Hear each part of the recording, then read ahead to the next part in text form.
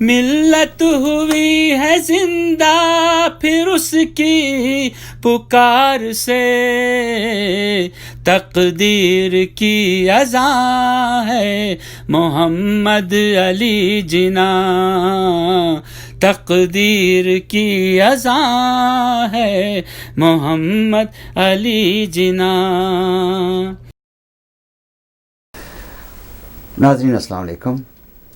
کاوش New York T وی 25 دسمبر Christmas اور یوم ولادت قائد اعظم محمد علی جناح ایک خاص پروگرام پیش کر رہا ہے، اور میرے ساتھ شریک پروگرام ہیں جناب میر ناصر صاحب، اور اس وقت لائن پہ ہیں اپنا بروکلن کمیونٹی سینٹر اور اپنا ڈے کیئر کے روئے رواں جناب پرویز صدیقی۔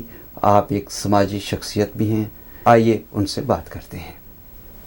اگر آپ ان کی اسٹرگل کو دیکھیں 1940 کے بعد سے، جب سے پاکستان ریزولوشن پاس ہوا تھا، اس سے پہلے قائد اعظم کا یہ تھا کہ ہندو مسلمان سب ایک ساتھ رہ سکیں گے۔ جی، جب انہوں نے 1940 میں جو حالات چینج ہوتے ہوئے دیکھے، انہوں نے ریئلائز کیا کہ ہندو مسلمان ایک ساتھ نہیں رہ سکتے، اس لیے مجھے مسلمانوں کے لیے ایک الگ ملک بنانا پڑے گا۔ تو یہ اس وقت کے بعد سے اگر آپ نوٹ کریں کہ مستقل ان کی جدوجہد یہی تھی کہ کسی نہ کسی طرح، اور اس دوران میری جو فیملی تھی وہ پاکستان موومنٹ میں شروع سے شامل تھے، میرے والد بھی تھے اور میری باقی ایکسٹینڈڈ فیملی تھی جی، ان کی فائنینشلی ویل آف تھے، تو وہ مسلم لیگ کو ٹوٹل سپورٹ کرتے تھے، اور ان کا قائد اعظم اور ان کے جو جتنے بھی اسٹرگل میں موجود تھے ان کا میری فیملی میں آنا جانا بھی تھا، تو کافی ڈسکشنز ہوتا رہتا تھا، یہ جعفر فیملی ہے، صدیقی فیملی ہے۔ تو اس سے میں نے جو اپنے والد سے جو قصے سنے ہیں، اس سے مجھے یہ ہوا کہ جب پاکستان کے پاس ایک ونڈو تھی، جب انہوں نے یہ اگریمنٹ ہونے کی تھی کہ جتنے بھی کنٹیگوس مسلم ڈومینیٹڈ ایریاز ہیں ان کو پاکستان بنایا جائے گا، اور اس میں سارا یہ یو پی اور سارا جو ایریا آتا ہے یہاں مسلمان کافی رہتے تھے، لیکن نہرو اس بات کے بہت خلاف تھا، اور چونکہ نہرو اور ماؤنٹ بیٹن کے اچھے تعلقات تھے، آپس میں پرسنل ریلیشن شپ تھی، تو قائد اعظم نے دیکھا کہ یہ ممکن نہیں ہو رہا کہ یہ پاسبل ہو، اور پاکستان کے بننے میں دقت ہو جائے گی اگر میں نے اس کو مزید دوسرے راستے پہ جانے دیا اور اپوز کیا کہ نہیں یہی ہوگا۔ تو قائد اعظم کا ویژن بڑا کلیئر تھا، انہوں نے انٹیسپیٹ کر لیا تھا کہ آگے جا کے یہ ہمیں مسلمانوں کو دشواری ہوگی، تو لارڈ ماؤنٹ بیٹن نے اس وقت جو تھا مشرق پاکستان جو تھا اس کو انہوں نے اس کے ایوز میں دینے دیا تاکہ اس کو کمپنسیٹ کرے، لیکن ان کو یہ بھی پتا تھا کہ فائنینشلی ان کی ہارڈ شپ اتنی ہوگی کہ یہ اس کو رکھ نہیں سکیں گے اور یہ ٹوٹ جائے گا ایونچولی۔ ان کی کوشش یہی تھی کہ یہ ملک فیل ہو جائے، اور جب پارٹیشن بنا ہے تو جو بھی ملٹری سپورٹ تھی اور جو فنڈنگ تھی وہ ان کو دینا تھی، انہوں نے پاکستان کو نہیں دی، اور پاکستان کے جو دوسرے جو امیر جو بزنس مین تھے انہوں نے سپورٹ کیا پاکستان کا، ٹرانسفر کیے فنڈز کراچی میں یا پاکستان میں تاکہ وہ گزارا کر سکے۔ تو یہ اسٹرگل جو تھی یہ اندرونی اسٹرگل ہوتی ہے، اخباروں میں اس میں نہیں آتی، لیکن اس سے آپ چیز آج کا بحران دیکھیں جو ہندوستان میں ہو رہا ہے، مودی نے اور جو سکھوں کے ساتھ کیا اور کشمیروں کے ساتھ کیا اور مسلمانوں کے ساتھ کر رہے ہیں، اس سے آپ کو اندازہ ہوتا ہے کہ قائد اعظم نے صحیح فیصلہ کیا تھا کہ پاکستان کو الگ کیا جائے، کیونکہ آج سکھ بھی یہی کہہ رہے ہیں کہ قائد اعظم کا ویژن صحیح تھا، اس وقت بھی پنجاب سیپریٹ ہو سکتا تھا، لیکن انہوں نے غلطی کی نہیں لیا، ہندو کے ساتھ ہی رہے، تو آج دیکھ لیں آج وہ ریگریٹ کر رہے ہیں۔ تو اس لیے میں کہتا ہوں کہ قائد اعظم کی کرٹیسزم کافی ہوا تھا شروع میں کہ یہ کچھ ایریاز انہوں نے اس کے لیے لڑا نہیں، زیادہ جدوجہد نہیں کی، لیکن قائد اعظم سمجھ گئے تھے کہ یہ کمپلیکس سچویشن ہے انگریزوں کے ساتھ، اگر میں کچھ جو مل رہا ہے وہ بھی نہ لوں گا تو وہ بھی نہیں ملے گا۔ تو I think he made the wise decision, he had the foresight, ان کا ویژن تھا، اور آج ہم خوش قسمتی سے بیٹھے ہوئے ہیں۔ اب ہماری کوشش یہ ہونی چاہیے کہ اس ملک کو ہم برقرار رکھیں، اور اس کو جن لوگوں نے اسٹرگل کی ہے، 1.5 ملین مسلمان ہلاک ہوئے تھے، ان کی اسٹرگل کی یاد کرتے ہوئے ہم اس ملک کو اور مستحکم بنائیں اور یونائٹڈ ہو کے اس بندے کی سپورٹ کریں جو کہ ایماندار ہے۔ قائد اعظم سے زیادہ ایماندار کوئی انسان نہیں ہو سکتا۔ اب جو دوسرا ایماندار پاکستان کی ہسٹری میں جو آیا ہے وہ حالانکہ میرا اس سے کوئی تعلق نہیں ہے عمران خان کی پارٹی سے، بس یہ واحد ایماندار مسلمان ہے جو پاکستان کو بچا سکتا ہے، اور میرے خیال میں ہماری قوم کو سب کو آج کے دن خراج تحسین پیش کرنا چاہیے قائد اعظم کو، اور جو اس کے سپورٹرز ہیں جن کو وہ فلاسفی ان کے دماغ میں ہے ان کو سپورٹ کرنا چاہیے تاکہ ہم پاکستان کو ایک بڑا ملک بنا سکیں. قائد اعظم نے یہ کہا تھا کہ پاکستان کو کبھی کوئی ختم نہیں کر سکتا، لیکن قائد اعظم اس وقت یہ بات کر رہے تھے باہر سے آگے کوئی ختم نہیں کر سکتا. اگر اندرونی حالات لوگ ہیں اندر ہی ہیں وہی اس کو ختم کر دیں گے تو پھر کیا ہوگا. تو اس لیے ضروری ہے کہ انٹرنل یونٹی ہونی چاہیے اور پرپس ایک ہونا چاہیے کہ ملک کو برقرار رکھنا ہے. اور اگر آج ہمارے پاس یہ نہ ہو تو ہم ادھر ادھر پھر رہے ہوں گے، ہمارا کوئی پرسان حال نہیں ہوگا جیسے آج کل سکھوں کا ہو رہا ہے. تو میرا تو یہی ہے کہ آج کے موقع پہ ہمیں دعائیں کرنی چاہیے اور دعا کرنی چاہیے قائد اعظم کی انہوں نے ہمارے لیے ملک بنایا، اور جتنا بھی ہم شکریہ ان کا ادا کریں وہ کم ہے. اور بس سب سے بڑی ان کی نعمت یہی ہوگی کہ ہم سب اپنے ملک کی حفاظت کے لیے ہر کام کریں. جی بے شک. میر ناصر صاحب آپ جی سے. السلام علیکم صدیقی صاحب. السلام علیکم جی، کیسے ہیں آپ؟ سر بالکل خیریت سے، آپ سنائیں. سب سے پہلے تو میں آپ کا شکریہ ادا کرتا ہوں کہ آپ نے ہمارے آج کے اسپیشل پروگرام میں شمولیت کی اور اپنے خیالات سے ہمارے ویورز کو اور ہمیں نوازا. آپ نے اپنے بیانیے میں دو قومی نظریہ کے بارے میں بڑی تفصیل کے ساتھ ناظرین کو بتایا ہے کہ قائد اعظم محمد علی جناح بیسیکلی جب سر سید احمد خان انہوں نے علی گڑھ میں جب مدرسے کی، اپنے اسکول کی، اپنے کالج کی بنیاد رکھی تو اسی نظریے پہ انہوں نے یہ بنیاد رکھی تھی کہ مسلمانوں کا اس ملک میں ہندوستان میں کوئی پرسان حال نہیں ہے.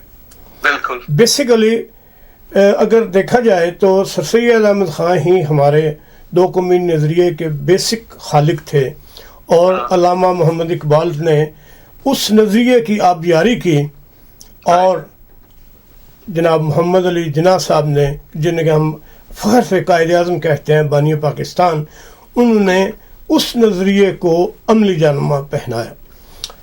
آپ نے بھی تاریخ میں پڑھا ہوگا، ہم نے بھی پڑھا کہ اس وقت حالات یہ تھے کہ ریلوے اسٹیشن پہ کہ آپ کو پانی کی پیاس جب ہوتی تھی نا تو لوگ کہتے تھے ہندو پانی مسلم پانی، یعنی کہ یہ جیسے آپ نے سکھوں کی بات کی ہے کہ اس وقت دیکھیں کہ جب یہ نعرے لگتے تھے یہ ریلوے اسٹیشنوں پہ ہندو پانی یا مسلم پانی، اتنی تفریق پیدا ہو گئی تھی ان میں کہ پانی تک جو ایک بنیادی ضرورت ہے ہر ایک بندے کی، اس کے لیے بھی وہ مذہبی تفریق پیدا ہو گئی تھی.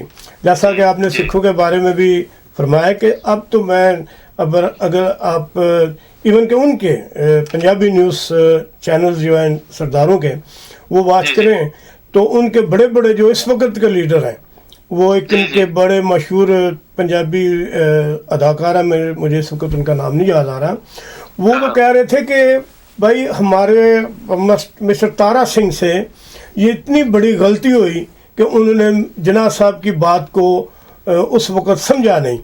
اگر وہ اس وقت جناح صاحب کی بات کو سمجھ لیتے تو آج جو سکھوں کا حال انڈیا میں ہو رہا ہے وہ نہ ہوتا.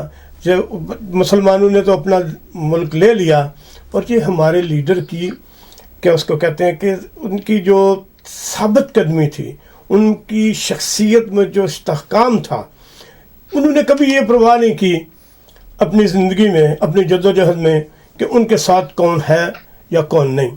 اگر آپ اس وقت کے حالات کے دیکھیں صدیقی صاحب، تو انڈیا کی بڑی بڑی شخصیات جو تھیں وہ اس وقت قائد اعظم کے مخالف چل رہی تھیں، جن میں کرم چند داس، جن کو ہم مہاتما گاندھی کہتے ہیں انڈیا کے لوگ، پنڈت جواہر لال نہرو، مولانا عبدالکلام آزاد، خان عبدالغفار خان، جی ایم سید، اور تارا سنگھ پٹیل، اور جتنے بھی اتنے بڑے بڑے، اور ایون کہ ہمارے جو مذہبی ادارے تھے اس وقت، جس کو ہم دیوبند کہتے ہیں یا اہل حدیث، وہ بھی لوگ اس وقت قائد اعظم محمد علی جناح یا نظریہ پاکستان، اور خاص طور پہ جماعت اسلامی مولانا مودودی، وہ تک اس چیز کے مخالف تھے اس وقت تک، 1947 تک، جب تک کہ ملک وجود میں نہیں آ گیا. اس کے بعد میں جب وہ پاکستان تشریف لے آئے تو ان کے نظریات میں بھی تبدیلی آ گئی.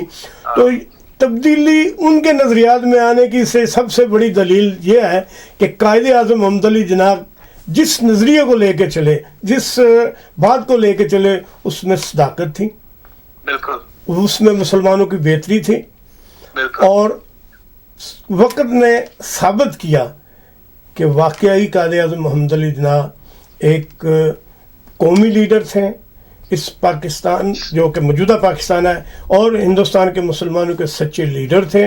اور انہوں نے اپنی زندگی میں آپ نے دیکھا ہوگا کہ کبھی پرواہ نہیں کی, اور لوگوں کا ان سے عشق کا یہ انتہا تھی. جیسا کہ آپ نے 1940 کی بات کی ہے, تو جب منٹو پارک لاہور میں جناب قائد اعظم محمد علی جناح نے اسپیچ کی تو وہ انگلش میں تھی, اور سامنے بیٹھے ہوئے تھے جو لوگ, وہ بیچارے ان پڑھ تھے.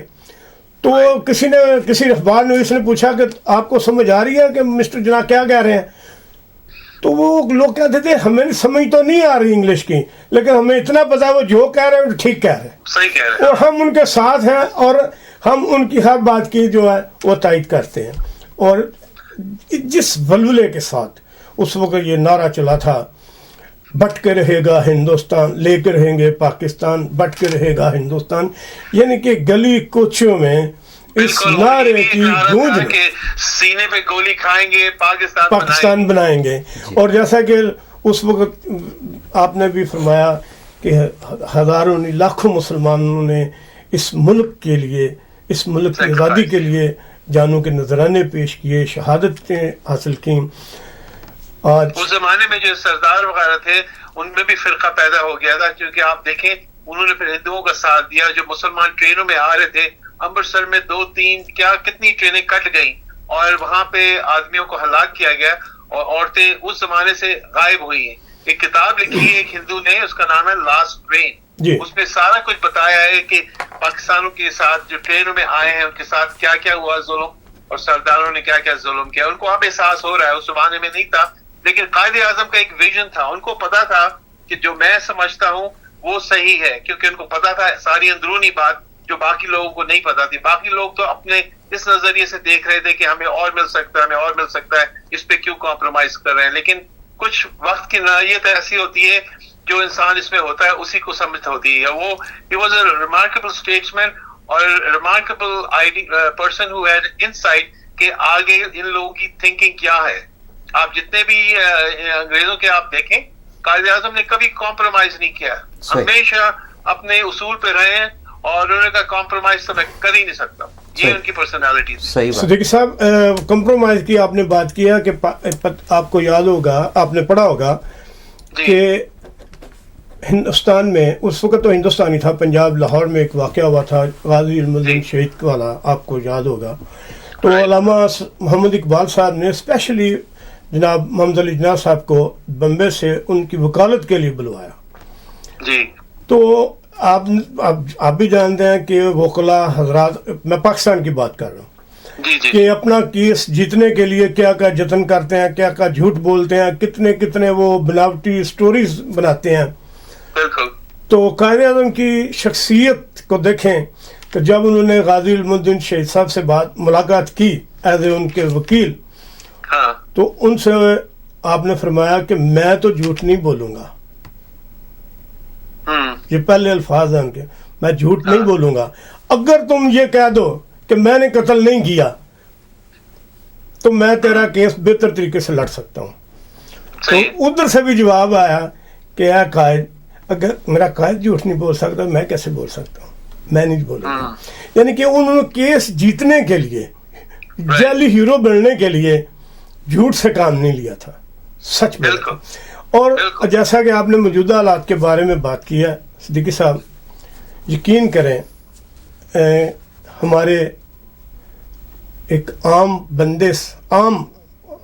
بندے سے لے کے ہمارے ملک کا کوئی بھی سیاسی لیڈر ہو, خواہ وہ وزیر اعظم ہے یا اپوزیشن میں ہے, منسٹر ہے, کچھ بھی ہے, جب ہم لوگ قائد کے مزار پہ جاتے ہیں تو کیا ہم لوگ کو کوئی بھی شرمندگی آئی کہ قائد اگر ہم سے پوچھ لے کہ یہ ملک میں نے جو آپ کو بنا کے دیا تھا اس کا تم نے کیا حولیہ بگاڑ دیا؟ کیا اس ملک کو میں نے اس لیے بنایا تھا آپ کے لیے کہ آپ اس ملک میں مذہبی تفرقہ بازی پیدا کریں، کرپشن کریں اور لوٹ مار کریں، اقربا پروری کریں، لوٹ کھسوٹ کریں؟ کیا میں نے آپ کو اس لیے ملک بنا کے دیا تھا؟ اور کتنی ڈٹائی کے ساتھ ہم اور ہمارے لیڈر جاتے ہیں مزار قائد پہ، اور میں نے آج تک کسی کو وہاں پہ کھڑے ہو کے شرمندہ ہوتے ہوئے نہیں دیکھا کہ جس کے دل میں یہ احساس پیدا ہوا ہو کہ قائد میں شرمندہ ہوں کہ میں تیرے خواب کی تعبیر پوری نہیں کر سکا۔ جی ارشد صاحب۔ جی پرویز صاحب، بات تو یہ ہے کہ آپ ان لوگوں کو کہیں کہ جن لوگوں نے سفر کیا اور جو دیکھا ہے اور جن کو پتا ہے پاکستان کتنی مشکل سے بنا ہے، انہی کو احساس ہو سکتا ہے کہ کیا ہوا ہے۔ بے شک۔ دوسرے لوگوں کو بالکل احساس نہیں، اور یہ بڑی افسوس کی بات ہے، ہمارے ایجوکیشن سسٹم کی بات ہے کہ ہمارے سسٹم کو بچوں کو ہسٹری میں سکھانا چاہیے کہ کیا کیا سیکریفائس دی گئی تھی جو آج یہ ملک بنا ہے۔ وہ ہمارے ایجوکیشن سسٹم میں لیکنگ ہے، وہ نہیں ہے۔ جی بالکل بالکل بالکل بالکل درست ہے۔ پرویز صاحب، آپ نے خاصا ٹائم دیا، لیکن جاتے جاتے چونکہ ہم اپنے آبائی وطن سے باہر ہیں، دور ہیں، لیکن یہاں سے اپنے وطن والوں کو یا اپنی کمیونٹی کو ایک پیغام اور خصوصاً ہمارے جو عیسائی بھائی ہیں ان کو کرسمس کا میسج بھی آپ دیں۔ جی تو میں جہاں پڑھا تھا میرے ساتھ تو بہت عیسائی پڑھتے تھے اسکول میں، تو ظاہر بات ہے آج کا دن ایسا ہے، اور میرے کافی عیسائی دوست بھی ہیں، اور میں آپ کو صحیح بتاؤں کہ میں نے ان کو دیکھا ہے وہ زیادہ اچھے پاکستان کے بہبودی میں باتیں کرتے ہیں بنسبت ہمارے اپنے مسلمان دوسرے لوگ ہیں۔ تو آج کے دن کے لیے میں ان کو بہت بہت مبارکباد دیں گا، Christmas holiday, happy Christmas and happy new year. تو ان لوگوں کو میری طرف سے امریکہ سے ان لوگوں کو بہت بہت مبارکباد، اور خدا کرے کہ وہ اتنی ہی چیزیں انجوائے کر سکیں جو دوسرے مسلمان انجوائے کرتے ہیں، اور اس حکومت نے آ کے ان کو کچھ عزت دی اور کچھ ان کو رسپیکٹ دی تو وہ بالکل ڈیزرو کرتے ہیں۔ بے شک۔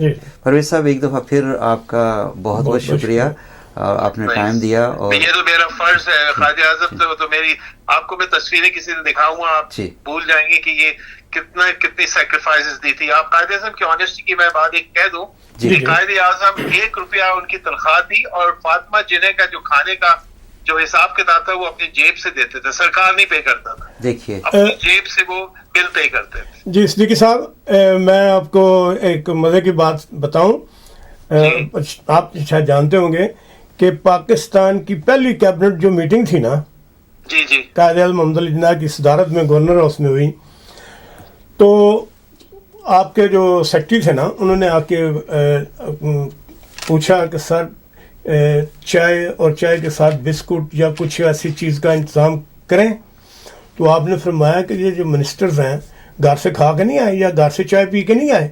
انہوں نے بولا جی پی کے آئیں گے، تو پھر انہوں نے بولا کیا ضرورت ہے؟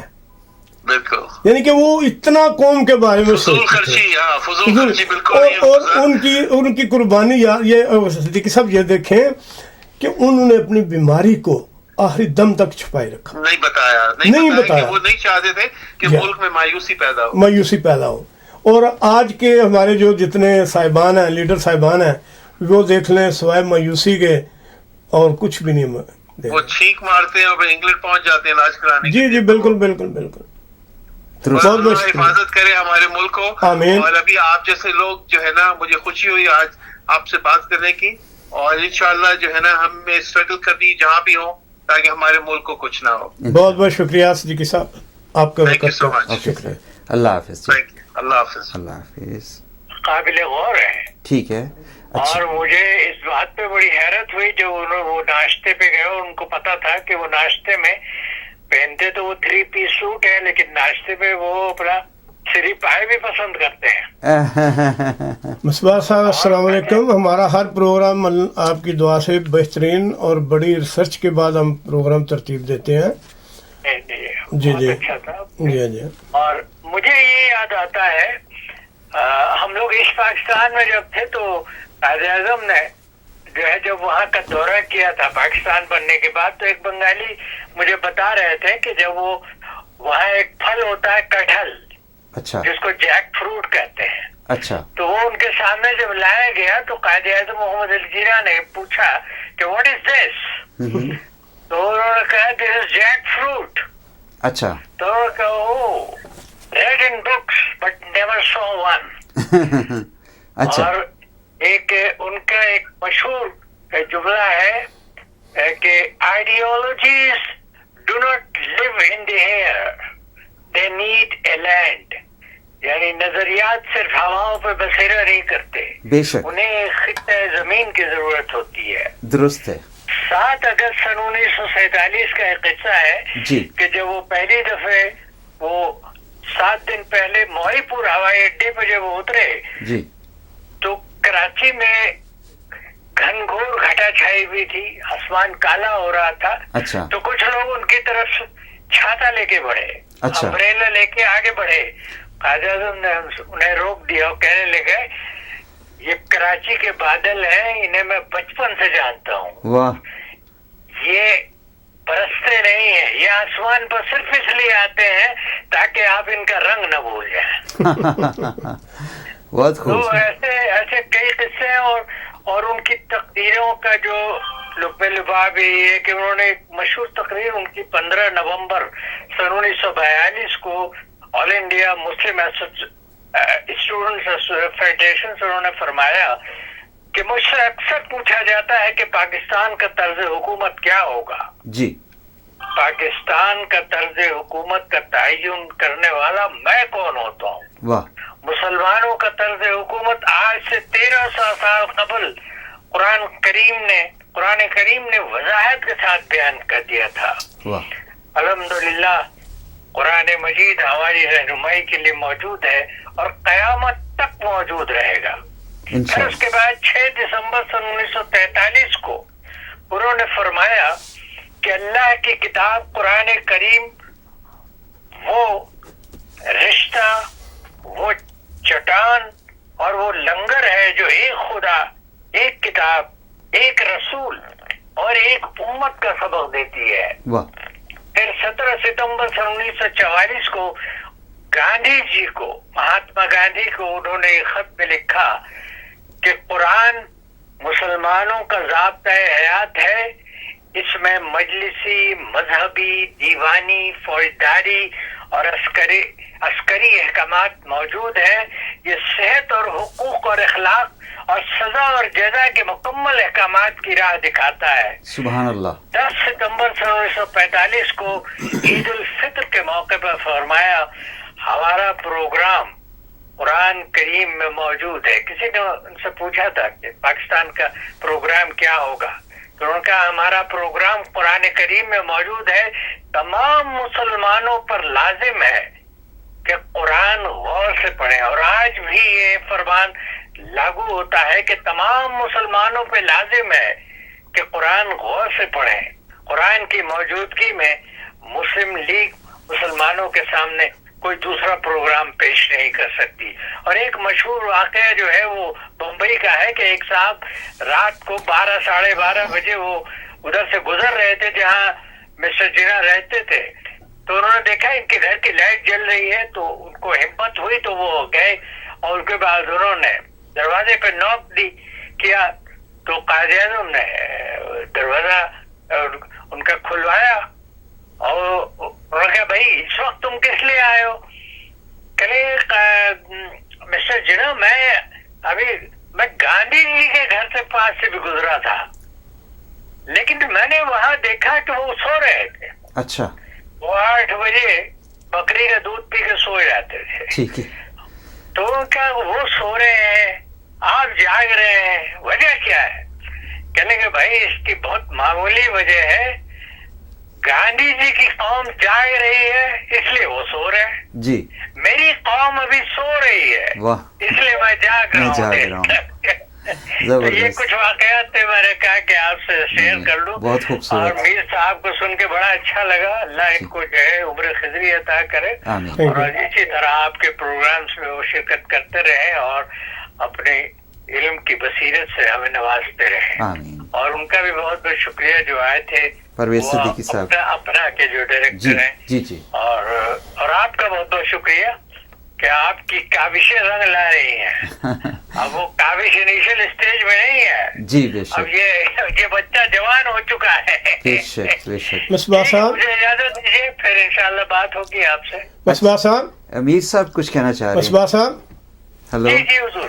جی بہت سی باتیں آپ نے شیئر کی ہمارے ناظرین کے ساتھ، ہمارے ساتھ بہت مزہ آیا. قائد اعظم محمد علی جناح صاحب نے پاکستان کی دستور ساز اسمبلی میں جی جی جو پہلی تقریر کی تھی نا، اس کے جو پہلے الفاظ تھے نا وہ یہ تھے، آپ جی آزاد ہیں.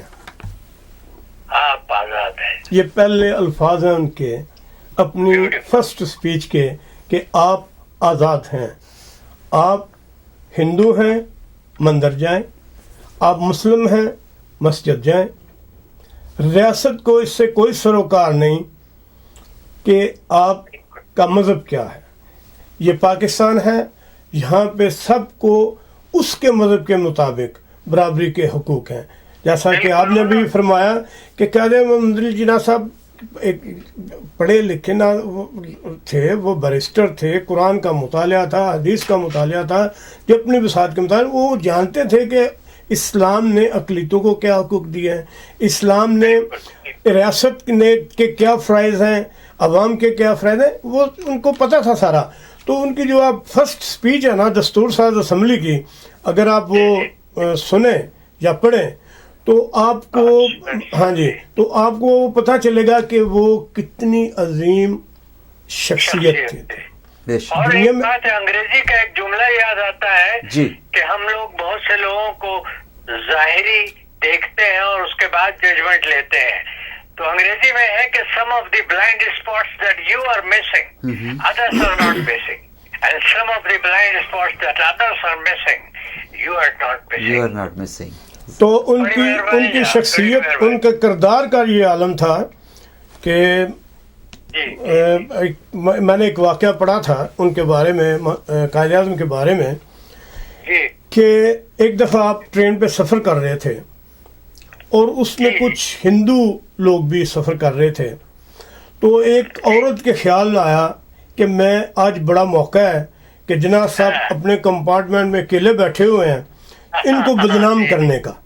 تو آپ کو پتا کہ جناح صاحب سگریٹ بہت پیتے تھے جی. تو وہ آپ سگریٹ پی رہے تھے تو اس نے آپ کے کمپارٹمنٹ کے باہر کھڑے ہو کے شور مچانا شروع کر دیا. لوگ اکٹھے، وہ جو بھی ریلوے کے متعلقہ لوگ تھے وہ بھی آ گئے. آپ ٹس سے مسئلہ آپ اپنے خیال میں بیٹھے ہوئے ہیں قائد اعظم.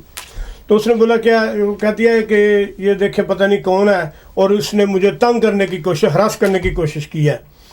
تو وہ جو متعلقہ انتظامیہ تھی نا، پولیس تھی یا ریلوے گارڈ تھا، جو بھی تھا، اس نے کہا بے بی خدا کا خوف کر، تجھے پتہ ہے یہ شخصیت کون ہے؟ یہ محمد علی جناح ہے. اور اگر انہوں نے آپ کو ہراس کرنے کی کوشش کی ہوتی نا تو دیکھ لیو یہ سگریٹ پی رہے ہیں.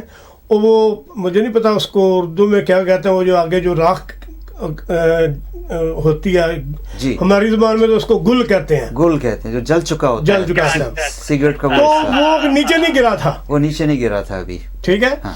تو اس نے بولا کہ اگر یہ اپنی جگہ سے اٹھے ہوتے، ہلے ہوتے تو بی بی یہ سگریٹ ایسے نہ ہوتا، یہ گل نیچے گرا ہوتا. آپ کیوں جھوٹ بولتی ہو؟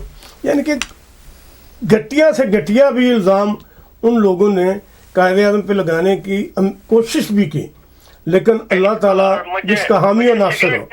سگریٹ کا ایک واقعہ یاد آیا، جو وہ انگلینڈ گئے جی تو وہ جب وہ لارڈ ویول سے ملے تو لارڈ ویول بھی سگریٹ پیتا تھا. جی جی اس نے جو ہے وہ سگریٹ اپنا سلگایا اور ان کو آفر نہیں کیا.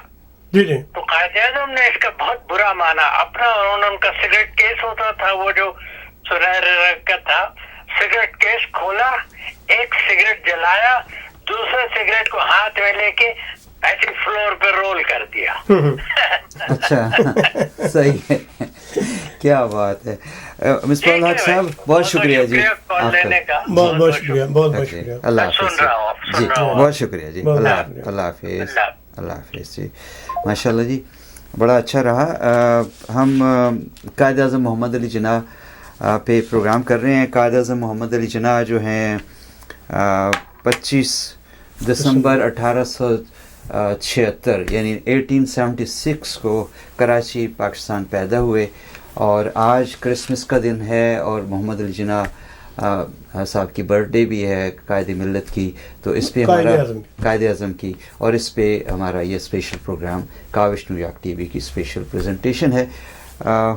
اس وقت ہم دیکھتے ہیں کہ کون. جی ناظرین, اس موقع پہ جو آج جو اسپیشل پروگرام ہے اس میں تھوڑی سی ہم بات کرسمس کے حوالے سے بھی کریں گے کہ آج پوری دنیا میں جو ہمارے عیسائی بھائی ہیں پاکستان میں یا کسی بھی بیرون ملک جو ہماری عیسائی برادری ہے, وہ آج حضرت عیسیٰ علیہ السلام کا یوم پیدائش منا رہے ہیں.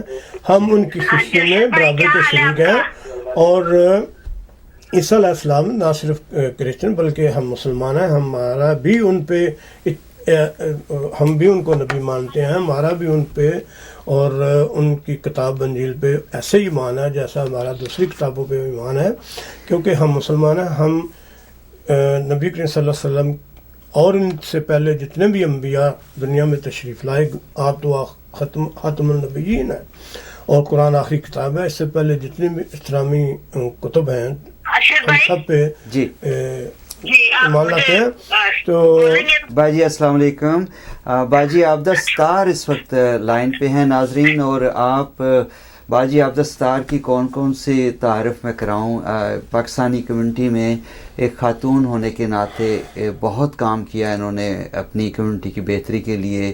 ہاسپٹلز میں آپ نے والنٹیئر کے طور پہ بہت ہیلپ کی اپنی خواتین کی, اور اس وقت کوئی بھی کسی قسم کا بھی کوئی بھی پروگرام ہوتا ہے اور آپ وہاں پہنچتی ہیں.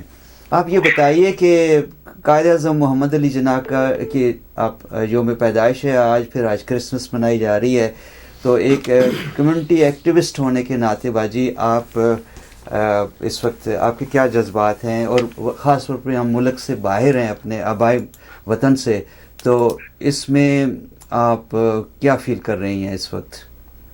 السلام علیکم ارشد بھائی, آپ کا بہت بہت شکریہ, اور السلام علیکم میر صاحب, آپ کا بھی بہت شکریہ. مجھے بہت خوشی ہو رہی ہے کہ میں گھر میں بیٹھ کر آج اپنے قائد اعظم کی سالگرہ کے موقع پر اور کرسمس کے موقع پر آپ کے پروگرام میں شریک ہو رہی ہوں. یہ میں کیا کہہ سکتی ہوں, چھوٹا منہ بڑی بات. میرے والدین جو ہیں وہ جلندھر سے مہاجر ہوئے تھے. میری پاکستان بننے کے بہت سال بعد کی پیدائش ہے, لیکن میری امی اور میرے ابو دنیا سے جانے کے وقت تک اس وقت کو یاد کرتے رہے ہیں, کیونکہ اس وقت یہی تھا کہ جلندھر جو ہے یا ایسٹ پنجاب وہ پاکستان کے ساتھ شامل ہونا تھا, اور انہوں نے اس آخر وقت تک یہ پتہ نہیں لگنے دیا انگریزوں نے کہ انہوں نے یہ اندرون خانہ ہندوؤں کو دے دیا تھا. اور جو میرے والد صاحب کے بزرگ تھے چچا وغیرہ, وہ اپنے گھر چھوڑنے کے لیے تیار نہیں تھے کہ یہ تو پاکستان کا حصہ ہے. اور آخری وقت میں میرے والد صاحب جو تھے لیبر ڈپارٹمنٹ میں اس کا لیبر انسپیکٹر تھے, جب پاکستان بن گیا تو وہ لاہور سے بسیں اور کانوائیں لے جا کر وہ وہاں سے اپنے بندوں کو مہاجروں کو لائے, اور جو ہمارے گاؤں کے لوگ تھے, میرے والد کے گاؤں کے لوگ تھے, میرے والد کے والدہ کے خاندان کے لوگ تھے, وہ 2-3 ہفتے کیمپوں میں رہے. اور میری امی جو ہے وہ اس وقت اتنی میری امی اور میرے خاندان کی جو عورتیں تھیں ان کے منہ پہ انہوں نے کالک ملی تاکہ سکھوں کو پتہ نہ چلے کہ یہ جوان لڑکیاں ہیں. اور میری امی اور میرے ابو جو, میں نے تو اپنے گھر میں یہ چیزیں سنی ہوئی ہیں. ہماری نوجوان نسل کو پتہ ہی نہیں کہ پاکستان کیسے ملا ہے. اتنے لوگوں کا خون بہا, اتنے لوگوں نے اپنے گھر چھوڑے, کس طرح آ کر بے سر و سامانی کی حالت میں پاکستان میں رہے. قائد اعظم کو اللہ پاک نے زندگی نہیں دی, 1 سال کے بعد وہ دنیا سے چلے گئے, لیکن اگر وہ اس ٹائم پہ یہ سٹینڈ نہ لیتے تو آج ہم ہندوؤں کی ٹوائلٹیں صاف کر رہے ہوتے. میں اپنے وطن کے بزرگوں کو ان سے میں درخواست کرتی ہوں کہ اپنے بچوں کو, اپنے گرینڈ چلڈرنس کو, ان سب کو پاکستان کی اہمیت کا احساس دلائیں. ہم ادھر بیٹھے ہیں امریکہ میں, مجھے 30 سال ہو گئے ہیں. میرے پاس اتنے پیسے نہیں تھے کہ میں اپنے وطن کے لیے یہاں پر بیچ سکتی کچھ. میں نے اپنے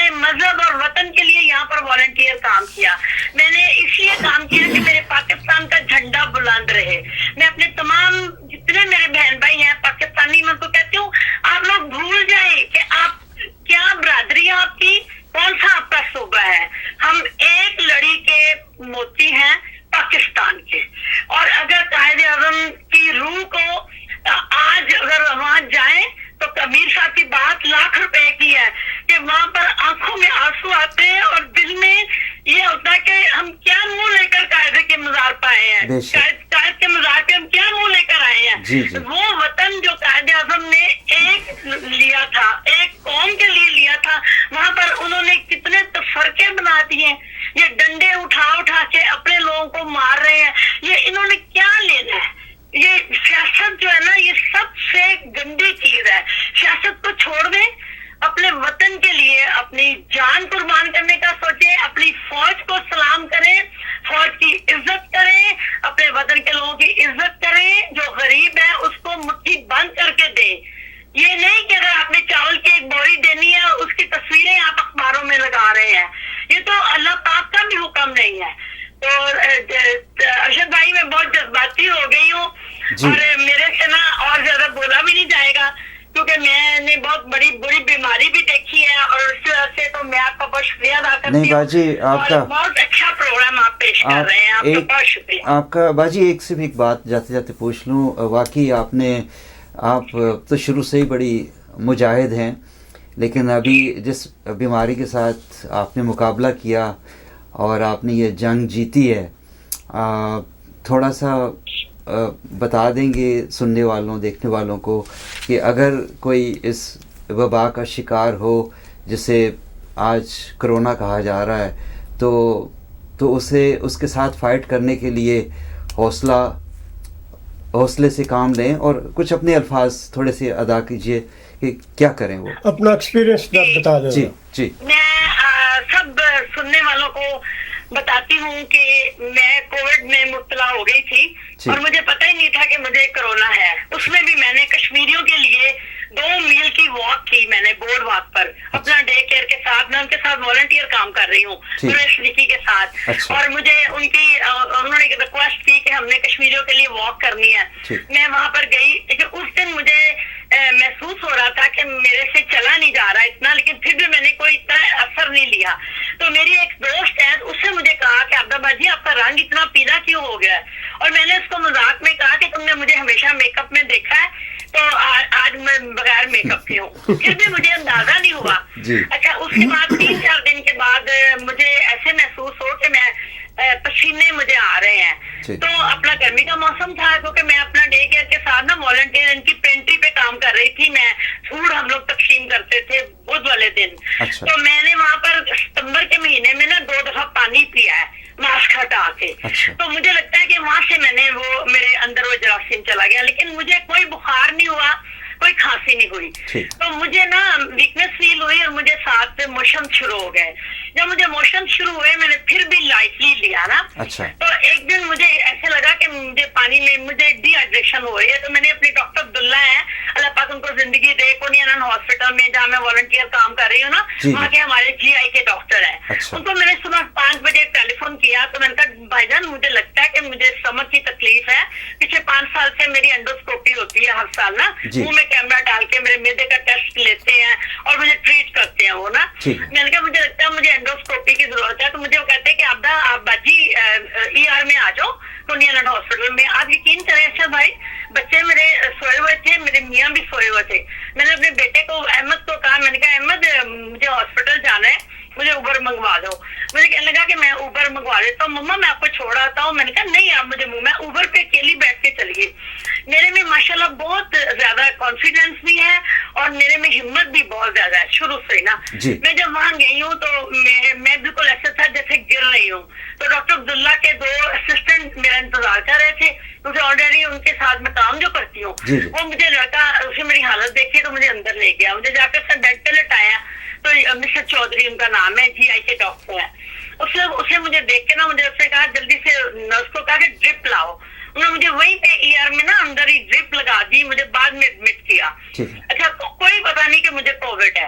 اچھا مجھے وہ کہنے لگا کہ آپ کو ہم نے ایڈمٹ کر لیا. میں نے اپنے گھر ٹیلی فون کیا, میں نے اپنا بیٹے کو بتایا. میں نے کہا احمد مجھے ایڈمٹ کر لیا, آپ اپنے بابا کو بتا دیں کہ امی ٹھیک ہے, امی کو ایڈمٹ کر لیا. آپ یقین کریں 10 بجے تک میں ہنس مسکرا رہی ہوں.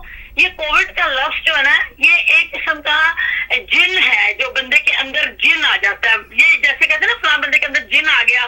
یہ جسم کی روح کا ایک جو ہے نا حصہ, جسم کا ایک خون کا قطرہ, اس میں یہ چیز اثر کرتی ہے. لیکن مجھے بالکل نہیں پتا تھا اس وقت تک کہ مجھے کووڈ ہے. 11 بجے میرے ڈاکٹر میرے پاس آیا, مجھے کہنے لگا کہ آبدا آپ پازیٹیو ہو. تو میں نے کہا کہ مجھے تو کوئی بخار نہیں, فیور نہیں, مجھے کوئی کھانسی نہیں. وہ کہنے لگے نہیں, آپ کو جو ڈائریا ہوا ہے نا یہ کووڈ کا نیا سمٹم ہے. اچھا, اس میں ڈائریا ہوتا ہے اور آپ کو نا کووڈ ہے. ٹھیک ہے. میں نے پھر اپنے میاں کو بتایا. میں نے کہا کیونکہ ہم لوگ ایک ہی بیڈ روم میں تھے, میں نے اپنے بیٹے کو احمد کو کہا کہ احمد اپنے ابو کو بھی ہاسپٹل لاؤ. ٹھیک ہے. لیکن یہ مان نہیں رہے تھے. اچھا پھر یہ ہوا کہ مجھے انہوں نے ایڈمٹ کر دیا اوپر, ماشاء اللہ مجھے کمرہ مل گیا. اچھا وہ یہ ہے کہ اس وقت یہ پریزیڈنٹ جو ہے نا یہاں کا اپنا ٹرمپ, ان کو اس کو یہ دوائی لگے ہوئے صرف 3 دن ہی ہوئے تھے, وہ آیا ہی تھا ابھی اپنے وائٹ ہاؤس میں نا. اچھا ڈاکٹر نے مجھے پوچھا آ کے, مجھے کہنے لگا کہ اس طرح تم تو, میری حالت یہ ہو گئی, کہاں میں باتیں کر رہی ہوں, گپ شپ لگا رہی ہوں, with in 24 hours I can't breathe. انہوں نے مجھے آکسیجن دے دی اور مجھے ایسے لگے کہ جیسے میں ہواؤں میں تیر رہی ہوں, لیکن جو میری حواس تھے نا وہ میرے اسٹرانگ تھے. ڈاکٹر آئی میرے پاس, مجھے کہنے لگی کہ آبدا یہ دوائی ہے تو ہم نے نا تمہارے اوپر ٹرائی کرنی ہے, آپ ہمیں پرمیشن دو گے. ارشد بھائی اور امیر بھائی, میں نے سوچا کہ میں تو دنیا سے جا رہی ہوں, جو میری حالت ہے میں نے پتہ نہیں بچنا ہے کہ نہیں بچنا. کیا میں نے کہا تم نے کسی کے اوپر ٹرائی کی ہے؟ تو کہتی ابھی ہم نے نہیں ٹرائی کی. میں نے کہا ٹرائی آن می, میں آپ کو گیو یو پرمیشن. میں نے اس وقت پیپر وہ لائی ہے, میں نے سائن کی ہے. انہوں نے مجھے نا اینٹی بایوٹک تو شروع کر دی تھی پہلے لگانی. انہوں نے مجھے وہ جلدی سے لا کے پہلے انہوں نے مجھے وہ دوائی لگائی ہے. اس کے بعد پھر مجھے کہنے لگی ہم تمہیں پلازما بھی دیں گے. میں کہا مجھے پلازما بھی دے دو. اچھا اس دوران میں میرا یہ حال تھا کہ مجھے لگتا تھا کہ میں نے بچنا نہیں ہے.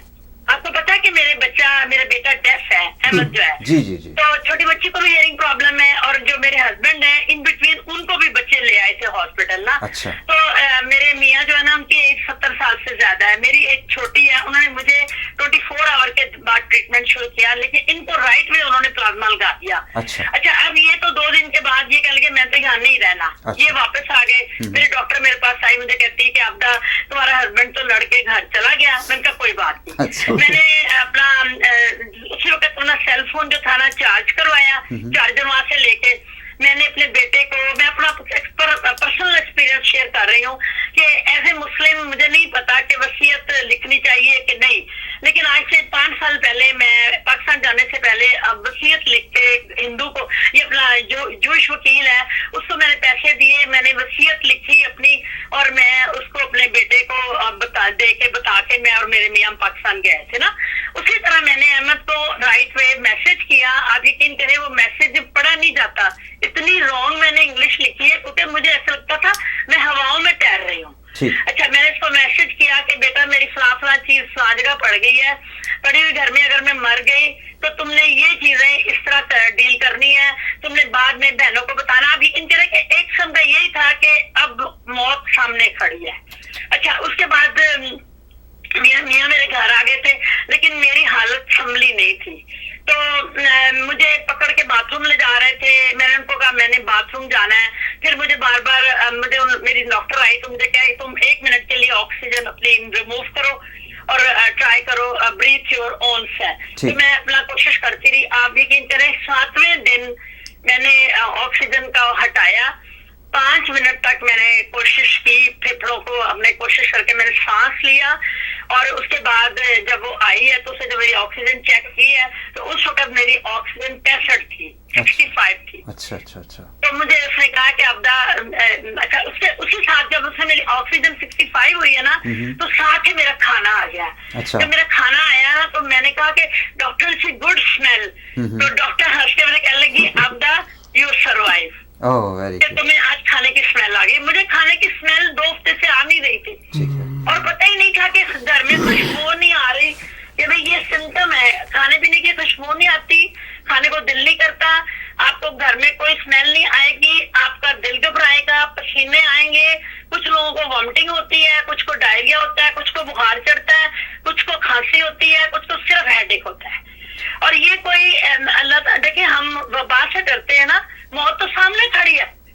میں کہتی ہوں کورونا سے ڈرنے کی کیا ضرورت ہے, موت تو سامنے کھڑی ہے. اگر موت آنی ہے تو آ جانی ہے, اگر زندگی ہے تو آپ کورونا میں بھی بچ جاؤ گے. इंशाल्लाह। बाजी बहुत शुक्रिया, आपने अपनी यादें शेयर की। तो माशाल्लाह मैं वॉक कर रही हूँ, तकरीबन 3 ब्लॉक तक मैं चल रही हूँ, मैं बिल्कुल माशाल्लाह नॉर्मल, लेकिन बाद में मैंने बहुत खाया पिया, और स्टीम जो है ना, भाप 6-7 लौंग लें और उसको पानी में डाल लें, और 2 या 3 दिन पूरी फैमिली उसमें से भाप ले, दिन में 2 दफा ले, 3 दफा ले, और उसके बाद वो पानी फेंक के नए लौंग डालें और उसकी अब भाप लें। ये भाप जो है ना आइंदा 2025 तक लेनी पड़ेगी, जो हालात है ये वायरस के। ठीक है बाजी, बहुत शुक्रिया बाजी। यकीनन सुनने वालों ने आपकी इस तजुर्बे से, भाई ये छुपाने वाली चीज नहीं है, इससे किसी न किसी का भला होगा। मैंने कुछ बातें जो बताई हैं, हो सकता है बहुत सारे लोग जो इसको सुन के उनको पता चल जाए कि अपने आप को कैसे स्ट्रॉन्ग करना है। बेशक ईमान हमारा मजबूत हो जी, तो दुनिया में कुछ भी नामुमकिन नहीं है, कुछ भी नामुमकिन। ये जबरदस्त बात की, बहुत बहुत शुक्रिया बाजी आपका, आपके वक्त का। अल्लाह ताला आप सबको खैरियत से रखे, आमीन आमीन। ओके बाजी, अल्लाह हाफिज। अल्लाह हाफिज। अल्लाह हाफिज। जी मीर साहब, आपने अब तक काफ़ी लोगों से बात की, आप अपना तजुर्बा बताइए, मैं 1-2 और लोग। बाजी आपदा ने हमारे नाजरीन को जो ख़ास तौर पे कोविड के बारे में बताया जी, कि जिन हालात से वो गुजरी वो सारे उन्होंने बताए, और जो उन्होंने बताया कि वो स्टीम लेने का जी, कि गर्म पानी में लौंग डालने, मेरे ख्याल में कुछ लोग नमक भी डालते हैं जी, वो उससे ये होता है कि जब भाप लेते हैं तो पूरी जो नसें होती हैं उन तक वो जब भाप पहुंचती है तो जो किसी किस्म की कोई रुकावट होती है तो वो उस भाप की वजह से क्लियर हो जाती है।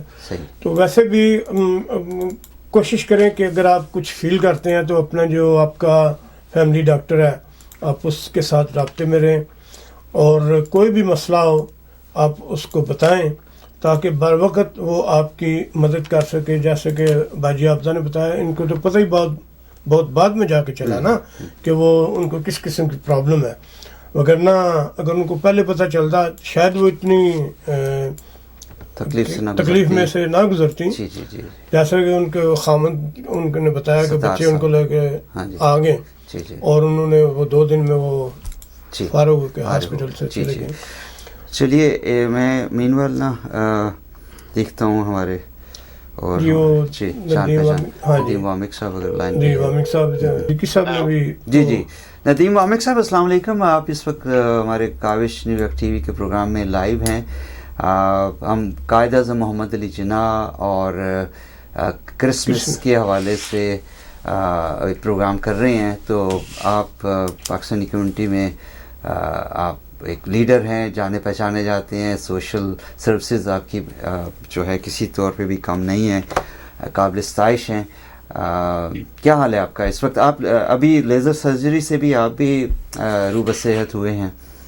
जी शुक्रिया, बहुत सारी बातें कर दी आपने। जी जी जी बिल्कुल ठीक ठाक, फाइन जी। और आज 25 दिसंबर का दिन है जी जी, कायद-ए-आज़म का। जी जी बिल्कुल। और रिलैक्स करके गुजार रहे हैं।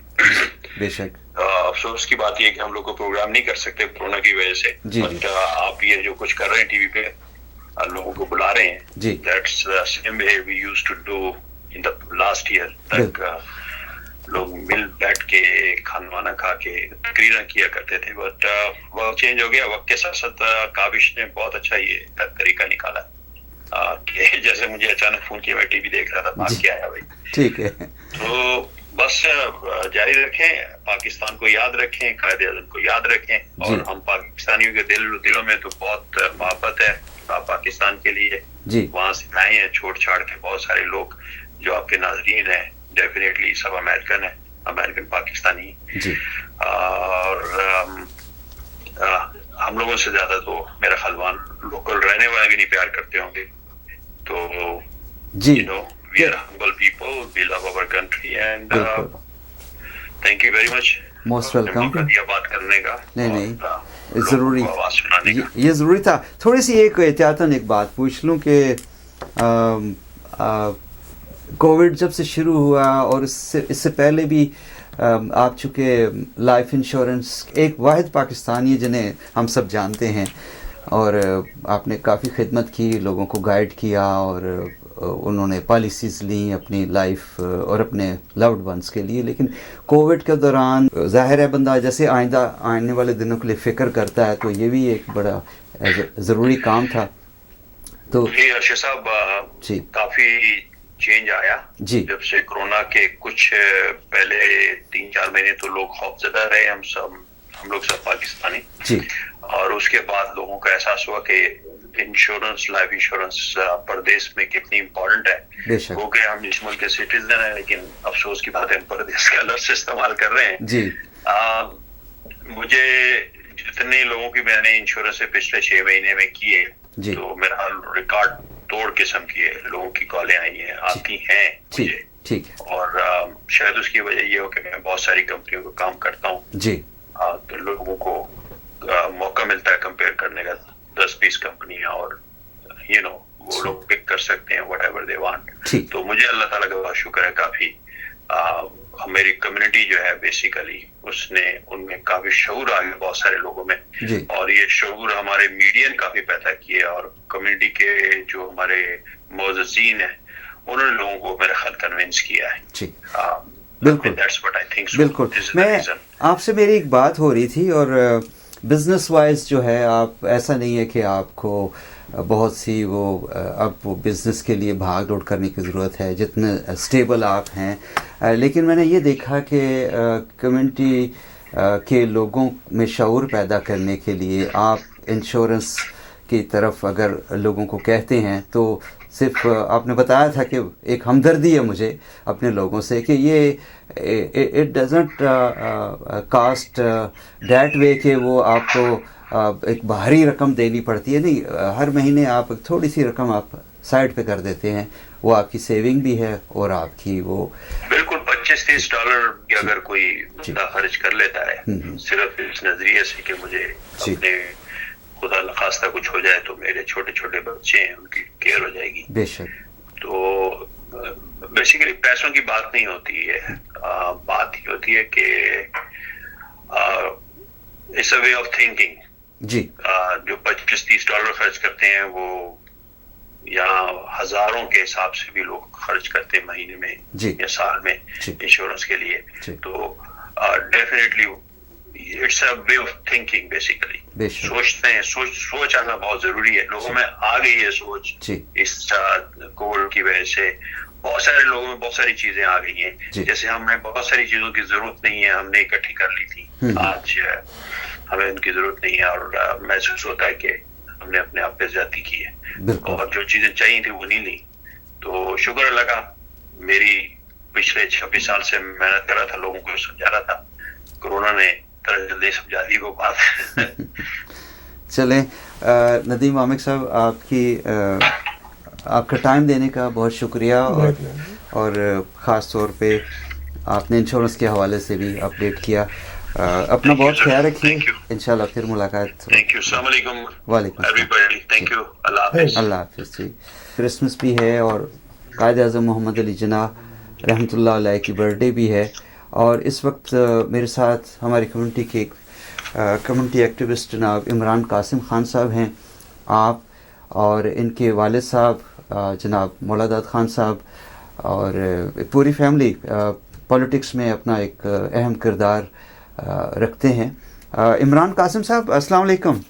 وعلیکم السلام, کیسے ہیں آپ؟ شکر ہے اللہ کا. آج جیسے کہ آپ دیکھ ہی رہے ہیں پروگرام, تو کرسمس بھی ہے, اور یہ کہ قائد اعظم محمد علی جناح کا یوم پیدائش بھی ہے.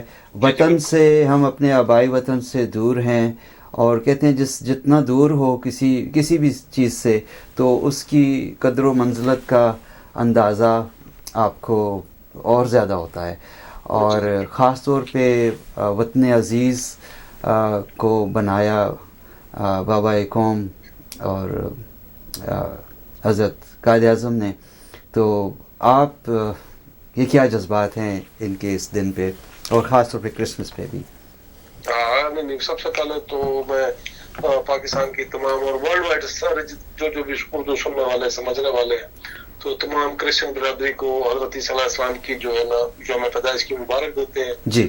उनको मैरी क्रिसमस करते हैं कि उनकी खुशियों में हम भी शरीक हैं। बेशक वो भी बिल्कुल है कि हमारे अकायद अपनी जगह, लेकिन है कि खुशियां हम मिल के बांटते हैं। बेशक पाकिस्तान हो यहाँ हो, तकरीबन मुख्तलिफ तकारीब वगैरह में भी हम यानी कि आया जाया करते हैं इनकी, वो हमारे फंक्शन वगैरह अटेंड करते हैं। बेशक हमें भी विश करते हैं, हम भी उनको विश करते हैं और साथ सेलिब्रेट करते हैं। बेशक बेशक। और हज़रत क़ायद-ए-आज़म रहमतुल्लाह अलैह का दिन है, तो उसकी जो खुशियां ज़ाहिर है वो भी सेम दिन है, तो पूरा पाकिस्तान यानी कि मिलकर खुशियां मना रहा होता है जी।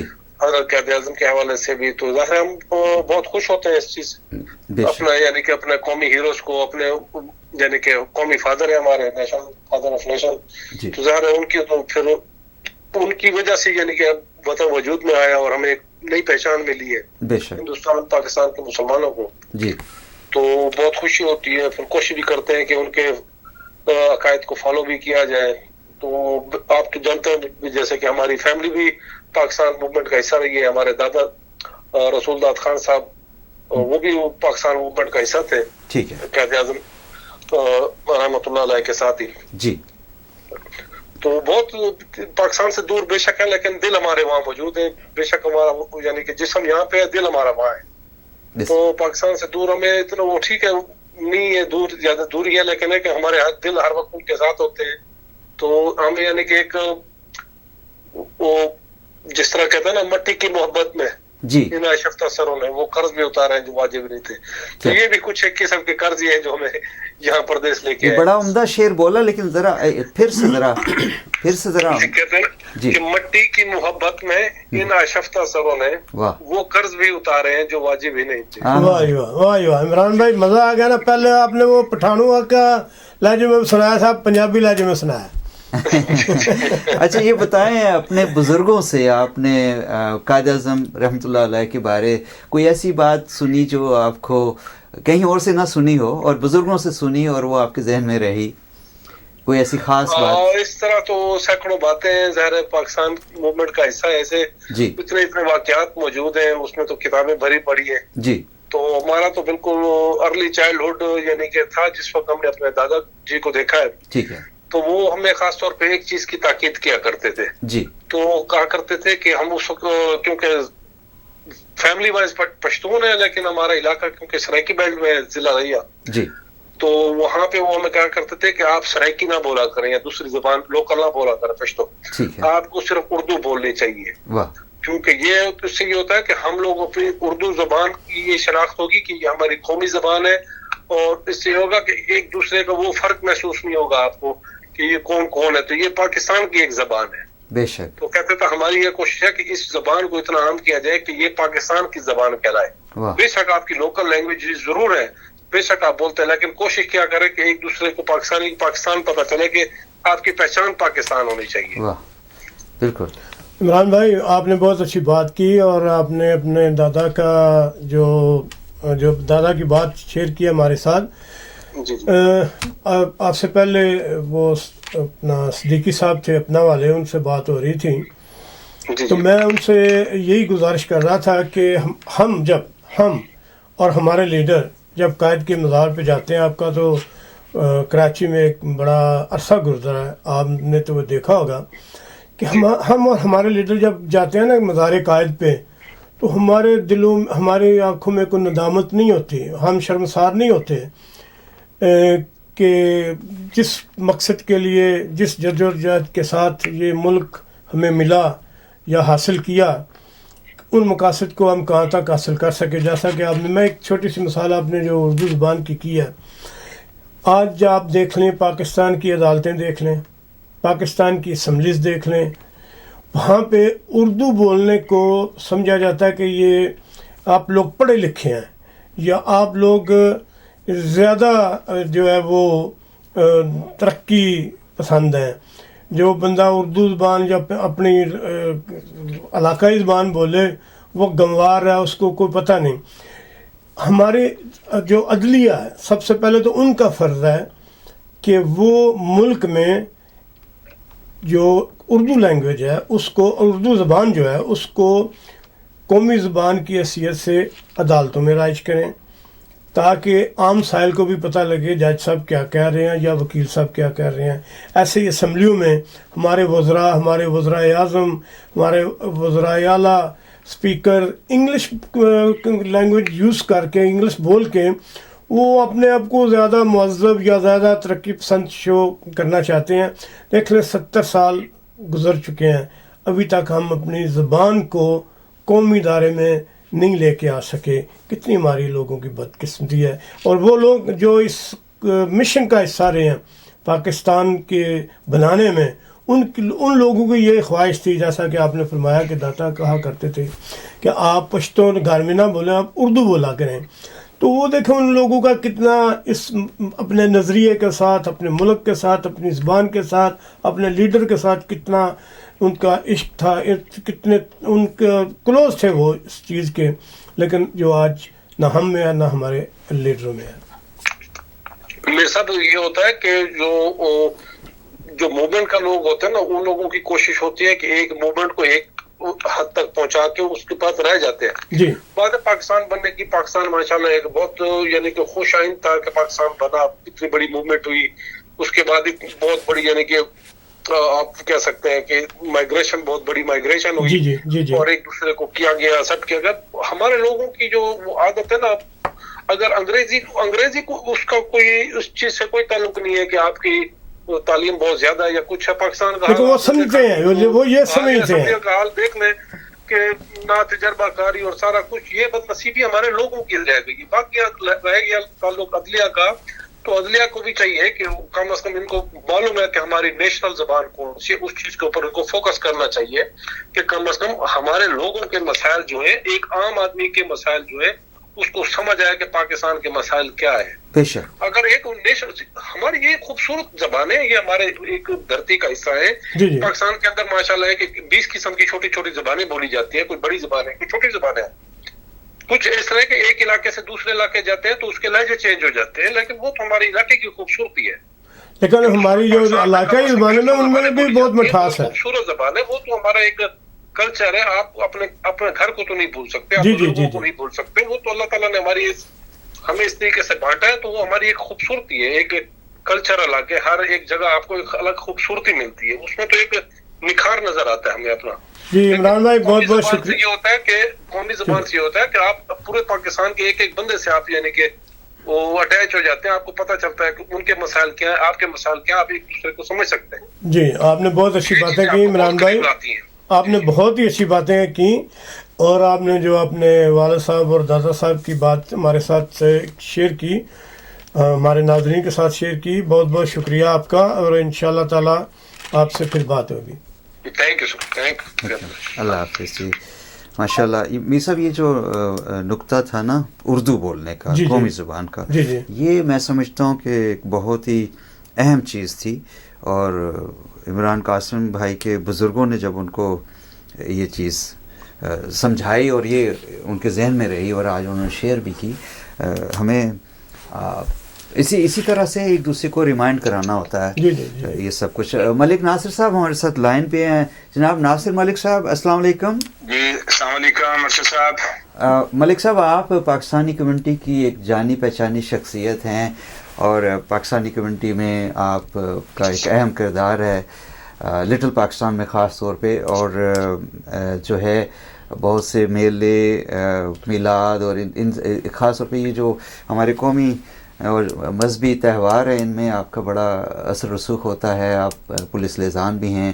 یہ بتائیے کہ آپ ان کا جو اسپیشلی چیز ٹائٹل ہے وہ چیئرمین علامہ اقبال کمیونٹی سینٹر. بے شک بے شک. اور جہاں پہ حضرت قائد اعظم کی بات آتی ہے اور آج جیسے کرسمس ہے، قائد اعظم کا دن ہے، آپ کے کیا جذبات ہیں اس وقت؟ آپ مسیحی بھائیوں کو کیا پیغام دیں گے اور قائد اعظم محمد علی جناح کی یوم پیدائش پہ آپ کیا کہیں؟ بسم اللہ الرحمن الرحیم. اصل میں یہ ہے کہ آج ہم جو کہ جس ملک میں رہ رہے ہیں اس میں یہ کرسچن بھی، پاکستان بھی، اپنے مسلمان بھی، سب مذاہب کے لوگ رہ رہے ہیں. تو بیسیکلی کرسچن جو بھائی ہیں ان کو، جو بہن بھائی ہیں ان کو ہم ان کا جو حضرت عیسیٰ کا یوم پیدائش ہے اس کی مبارکباد پیش کرتے ہیں بیسیکلی. اور پاکستانیوں کو مبارک ہو جن کے لیے قائد اعظم محمد علی جناح نے یہ اپنی جدوجہد کی اور ایک آزاد ملک جو ہے اس کی صورت میں پاکستان مارد وجود میں آیا. آج جو پاکستان ہے، جو ملک ہے، اس کی قدر آزاد ملک کی ان لوگوں سے پوچھی جائے، کشمیر کے لوگوں سے، فلسطین کے لوگوں سے، کہ اس کی قدر و قیمت کیا ہے آزاد ملک کی. اور بیسیکلی ہم لوگ خوش قسمت ہیں کہ جو اس آزاد ملک میں رہ رہے ہیں، اپنے مذہب کی جو ہے وہ اپنی مرضی سے ہم جو ہے اپنے مذہب کی بات کر رہے ہیں اور رہ رہے ہیں اپنے مذہب کے مطابق. بے شک بے شک بے شک. اور ملک صاحب، میر صاحب نے پروگرام کے شروع میں بتایا اور قائد نے اپنی پہلی تقریر جو کی تھی اس میں یہی کہا تھا کہ آپ چاہے کسی بھی مذہب سے آپ کا تعلق ہے، آپ کو پوری آزادی ہے. اور جس طرح سے دین محمدی صلی اللہ علیہ وسلم، اپنا اسلام ہمارا دین، اس میں اقلیتوں کو بھی وہی حقوق ہیں جو کہ ایک عام شہری کو ہیں ہر جگہ. تو جی بالکل یہ بڑی بات ہے کہ دیکھو نا کہ آپ انڈیا میں دیکھ لیں کہ آج جو مسلمان وہاں رہ رہے ہیں، جی، جو انہوں نے اس وقت فیصلہ کیا تھا، آج وہ ریئلائز کر رہے ہیں کہ آج بھی ان کو وہ پیپر ورک چاہیے، جیسے شناختی کارڈ کی صورت میں یا برتھ سرٹیفکیٹ کی صورت میں، کہ آپ ثابت کر سکیں کہ آپ انڈین ہیں، آپ انڈیا کے جو ہے نا وہ پیدائشی یا رہائشی ہیں. تو وہ ان کو ثابت کرنے کے لیے مشکل پیش آ رہی ہے. تو ہمارے ملک میں یہ ہے کہ الحمدللہ جو بھی منارٹیز ہے اس کو اتنی آزادی ہے کہ وہ ان کو اس طرح کی دشواری یا اس طرح کا وہ جو مشکلات کا سامنا نہیں کرنا پڑ رہا. تو یہ محمد علی جناح صاحب نے جو اس وقت کام کیا تھا، قائد اعظم محمد علی جناح نے، کہ یہ تمام جو اقلیتیں ہیں ان کو ہمارے ملک میں وہ آزادی ہے کہ وہ کسی کو ان کو یہ نہیں پوچھے گا کہ آپ جو ہے نا آپ کو آئیڈینٹیفیکیشن چاہیے 50 سال کی یا 20 سال کے بعد جو ہے نا آپ آزاد ہیں. بے شک بے شک.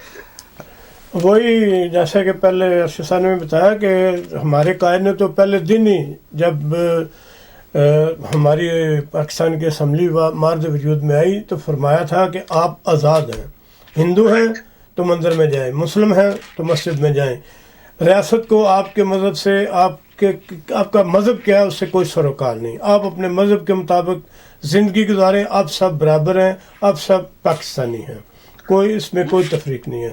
تمام اقلیتوں کو برابر کے حقوق ہیں، جیسے جن کے ایک مسلمان ہے، کوئی ہندو ہے، کوئی عیسائی ہے، کوئی سکھ ہے، سب کو آئین پاکستان نے برابر کے حقوق دیے ہیں. اور یہی ہمارے ملک کی سب سے بڑی شان ہے کہ وہاں پہ ہر اقلیت، یہ دیکھ لیں اچھا صاحب کرتارپور کا جو لانگا ہوا ہے وہ کرتارپور ہے، اس کے بعد حسن مدال آپ کا شہر، جہاں پہ سکھوں کو کتنی فضل، آپ تو وہاں پہ دنیا کا جدید ترین جو ہے ریلوے اسٹیشن وہاں پہ بنا دیا گیا، ننکانہ صاحب ہے. ایسے ہی کرسچنس کو وہاں پہ شیپس ہیں، سب جو بھی ہے ان کی پوری آزادی ہے ان لوگوں کو. کوئی پاکستان میں کوئی جو ہے ایسا کوئی مسئلہ نہیں ہے، مذہبی تفریق کوئی نہیں ہے. ہمارے چیف جسٹس رہے ہیں ہائی کورٹ کے کیا صاحب، وہ بھی ایک کرسچن تھے. اور اس کے بعد بھگوان داس ہندو تھے، چیف جسٹس آف پاکستان رہے ہیں. کتنے عام پوسٹوں پہ. وہ کسی نے مذاق سے ایک لائن لکھی تھی اخبار میں کہ یہ بھی کیا عجب ہے، بلکہ شاعری کی تھی، کیا عجب ہے کہ اب مسلمانوں کے فیصلے اب بھگوان کیا کریں گے. لیکن یہ دیکھیں نا کہ وہ حسن ہے نا. جی. اور اب بھی پنجاب میں دیکھ لیں اقلیت جو ہے وہ منسٹر بھی ہے، وہ اس کے بعد کے پی کے میں ہماری سندھ کیبنٹ میں 2-3 اقلیتوں کے منسٹرز ہیں، وہاں پہ تو پوری آزادی ہے. بلکہ وہ لائن یوں تھی شاید کہ اب اللہ کے بندوں کے فیصلے بھگوان کرے گا. وہ بھگوان سے مراد بھگوان داس تھا. تو بہرحال ملک صاحب بڑی اچھی گفتگو رہی آپ. جی ناظرین، آپ نے ملک ناصر افغان صاحب کے خیالات سنے، ان کی باتیں سنی جی. اور اب ہمارے ساتھ لائن پہ ہیں ملک سلیم اکبر صاحب، جو کہ سینئر جرنلسٹ ہیں اور پاکستانی کمیونٹی میں جانی پہچانی شخصیت ہیں.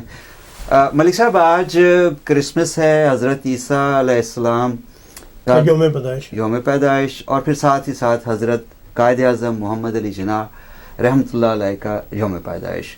اور آپ ایک سینئر صحافی ہیں، آپ سے اچھے الفاظ کون ادا کر سکتا ہے ان دونوں شخصیات کے بارے میں؟ تو آپ سے کچھ سننا چاہتے ہیں. میں سر اپنا قائد، اپنا لیڈر حضرت قائد اعظم محمد علی جناح رحمۃ اللہ علیہ کو مانتا ہوں جی، اور میں نے بہت ریسرچ کی ہوئی ہے حضرت قائد اعظم کی زندگی کے بارے میں. ٹھیک ہے.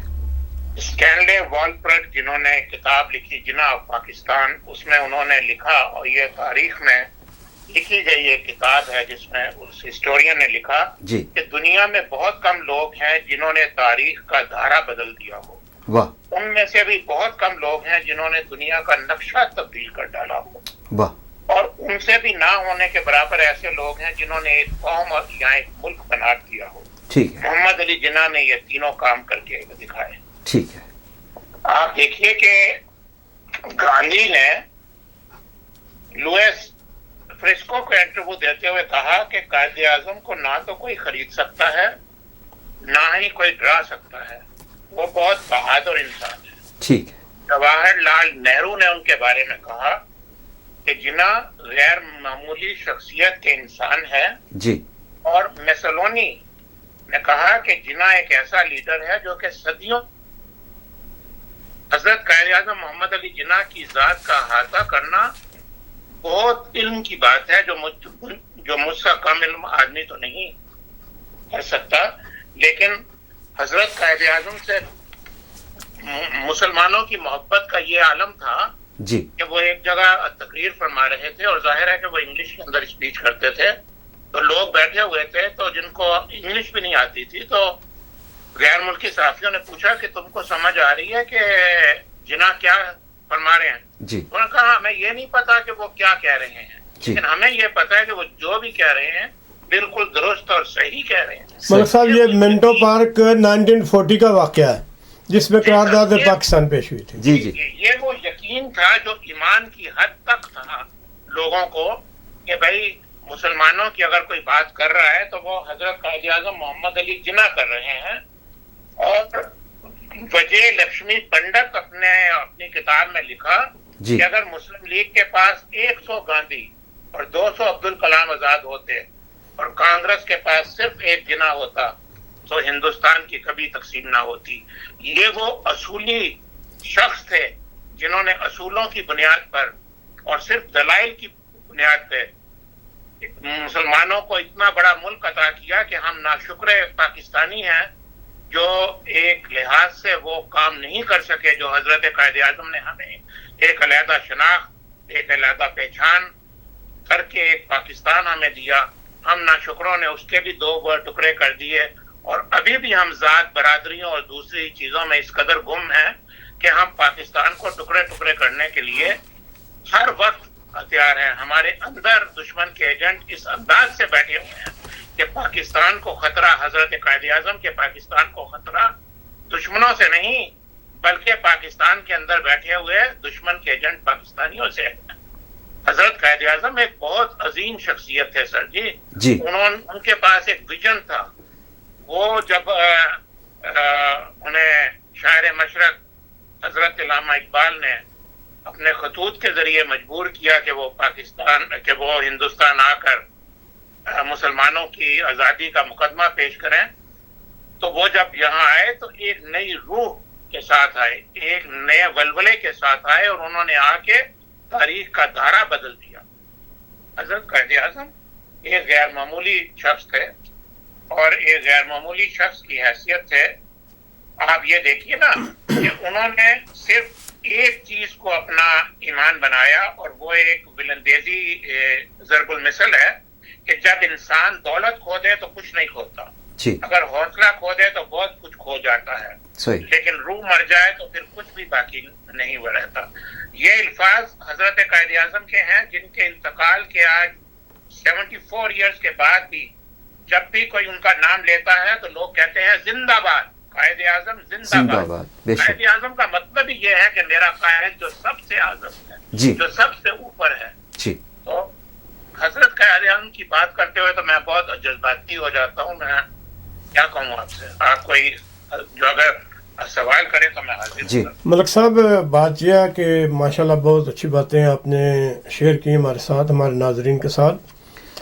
ایسا کہ آپ نے فرمایا کہ قائد کے بعد ہم نے کیا کیا، یعنی کہ ہم میں سے ہر کوئی یہی کہتا ہے کہ پاکستان نے ہم کو کیا دیا، ہم نے یہ کبھی نہیں سوچا ہم نے پاکستان کو کیا دیا۔ بدقسمتی کہہ لیں کہ اس ملک میں جو بھی حکمران آیا ان کے بعد، وہ اس میں طاقت کا اتنا نشہ تھا کہ جب وہ برسر اقتدار آ کے ایوان اقتدار میں داخل ہوتا تو سمجھتا کہ اس کے سامنے جو بھی ہے سب کیڑے مکوڑے ہیں، نہ ہی تو یہ کوئی عوام ہے۔ میں کسی ایک کو بلیم نہیں کرتا، میں قائد اعظم محمد علی جناح اور لیاقت علی خان سے خواجہ ناظم الدین سے لے کر عمران خان تک کوئی بھی ملک میں صدر، وزیر اعظم، گورنر جنرل جو بھی رہا ہے، میں نے بہت کم دیکھا ہے کہ کسی نے ملک کے بارے میں، قوم کے بارے میں، قومی یعنی کہ جب وہ غلط فیصلے کرتے ہیں کہتے ہیں قومی مفاد میں۔ یہ ایک پاکستان میں ایک روایت چلی ہے کہ جب اپنا مطلب اٹھانا ہو یا بات اپنے مطلب کی کرنی ہو، اپنے مطلب کا کوئی قانون کرنا ہو تو وہ کہتے ہیں قومی مفاد میں۔ ٹھیک ہے، بڑے بڑے بلند دعوے کرتے ہوئے لوگ آئے، کس کا نام لوں میں؟ لوگ ایوب خان کہتے ہیں، خواجہ ناظم الدین، حسین شیر سہروردی، اس کے بعد ذوالفقار علی بھٹو صاحب آئے، بے نظیر صاحب آئیاں، اس کے بعد نواز شریف صاحب آئے، اب عمران خان صاحب آئے۔ کیا کیا وعدے، کیا کیا سبز باغ سب نے عوام کو دکھائے، لیکن میں حیران ہوتا ہوں کہ جب یہ لوگ کرسی صدارت یا وزیر اعظم کی کرسی پہ بیٹھنے ہیں تو پیچھے قائد کی تصویر ہوتی ہے اور اس کے بیٹھنے آنے کے لیے جب آتے ہیں نا تو سامنے قائد ہوتا ہے۔ ان کسی کو شرم نہیں آئی کہ میں قائد کے سامنے کبھی یہ کہہ سکوں کہ قائد تو نے اس قوم کے لیے، تو نے اس ملک کے لیے کیا کیا اور میں اس ملک کے لیے کیا کرنے جا رہا ہوں۔ یعنی کہ جو بھی وہاں پہ آیا اس نے یہی سمجھا کہ میں ہی مختار کل ہوں، میں نہیں ہوں، یہ ملک بھی نہیں رہے گا، یہ قوم بھی نہیں رہے گی، یہ بھی نہیں رہے گا، وہ بھی نہیں رہے گا۔ حالانکہ خواجہ ناظم الدین سے لے کر میاں نواز شریف تک، چلو یہ ابھی تو موجودہ جو ہیں سب چلے گئے، پاکستان وہی ہے، یہ بھی چلے جائیں گے، سرکار پاکستان وہی رہے گا، لیکن کچھ تو نظر آنا چاہیے کہ کیا ملک کے لیے ہوا۔ بے شک۔ ملک صاحب آپ سن رہے ہیں نا؟ جی میں بہت غور سے میر صاحب کی بات میں نے سب کے نام لیے، میں نے کسی کو، میں کہتا ہوں کہ مجھے کوئی ایک بندہ بتا دیں جو پاکستان میں برسر اقتدار آیا ہو، خواجہ ناظم الدین سے لے کے عمران خان تک، جس نے ملک کے لیے کوئی فیصلہ کیا ہو، جس نے قوم کے لیے کوئی فیصلہ کیا ہو، لیکن الفاظ سب نے یوز کیے ہیں قومی مفاد میں، قومی مفاد میں، قومی۔ آج ہمارے ملک کی حالت کیا ہے؟ ہمارے ملک کی کرنسی سب دنیا کے انتہائی غریب ترین ملک جو ہے نا ان سے بھی نیچے ہے۔ ہماری ایجوکیشن کی شرح جو ہے، ریشو جو ہے، وہ دنیا کے غریب ترین جو 5-6 ممالک ہیں نا ان کے لیول سے بھی لو ہے۔ ٹھیک ہے، ہماری کس چیز میں ہم نے ترقی کی ہے؟ لوگوں نے اپنے بیس پہ جو کچھ کیا، لیکن ہم نے ایک چیز میں ترقی کی ہے، کرپشن میں، جھوٹ میں، لوٹ مار میں، ان سب چیزوں، یہ جو چیزیں ابھی آپ بتا رہے ہیں ان میں ترقی کی ہے. اور ملک صاحب جب ہم پاکستان پیسے بھیجتے ہیں تو آپ جب بھیجتے ہیں تو بہت سارے پیسے بن جاتے ہیں، اس میں ترقی نہیں ہوئی کیا؟ میرا مطلب اصل میں سر جی بہت ساری باتیں ہیں جی میر صاحب اور آپ نے کی ہیں جو بہت قابل غور بھی ہیں اور اس کے اوپر بات بھی کرنی چاہیے. لیکن میر صاحب نے جو باتیں کی میں اس سے شروع ہوتا ہوں. جی جی انہوں نے کہا کہ جتنے بھی حکمران آئے، جی سر آپ نے بالکل ٹھیک کہا، یہ سب حکمران آئے، ان میں سے لیڈر کوئی نہیں آیا. ہاں جی، میں نے حکمران کا لفظ استعمال کیا نا، میں نے تو لیڈر کا تو استعمال ہی نہیں کیا. یہ میں صرف آپ کے ناظرین کو بتانا چاہ رہا تھا کہ حکمران اور لیڈر میں ایک فرق ہوتا ہے سر جی. حکمران وہ ہے جو حکمرانی کرنے کے لیے آتا ہے اور حکمرانی کرنے کے بعد چلا جاتا ہے. لیڈر وہ ہوتا ہے جس کے نام کے ساتھ لیڈر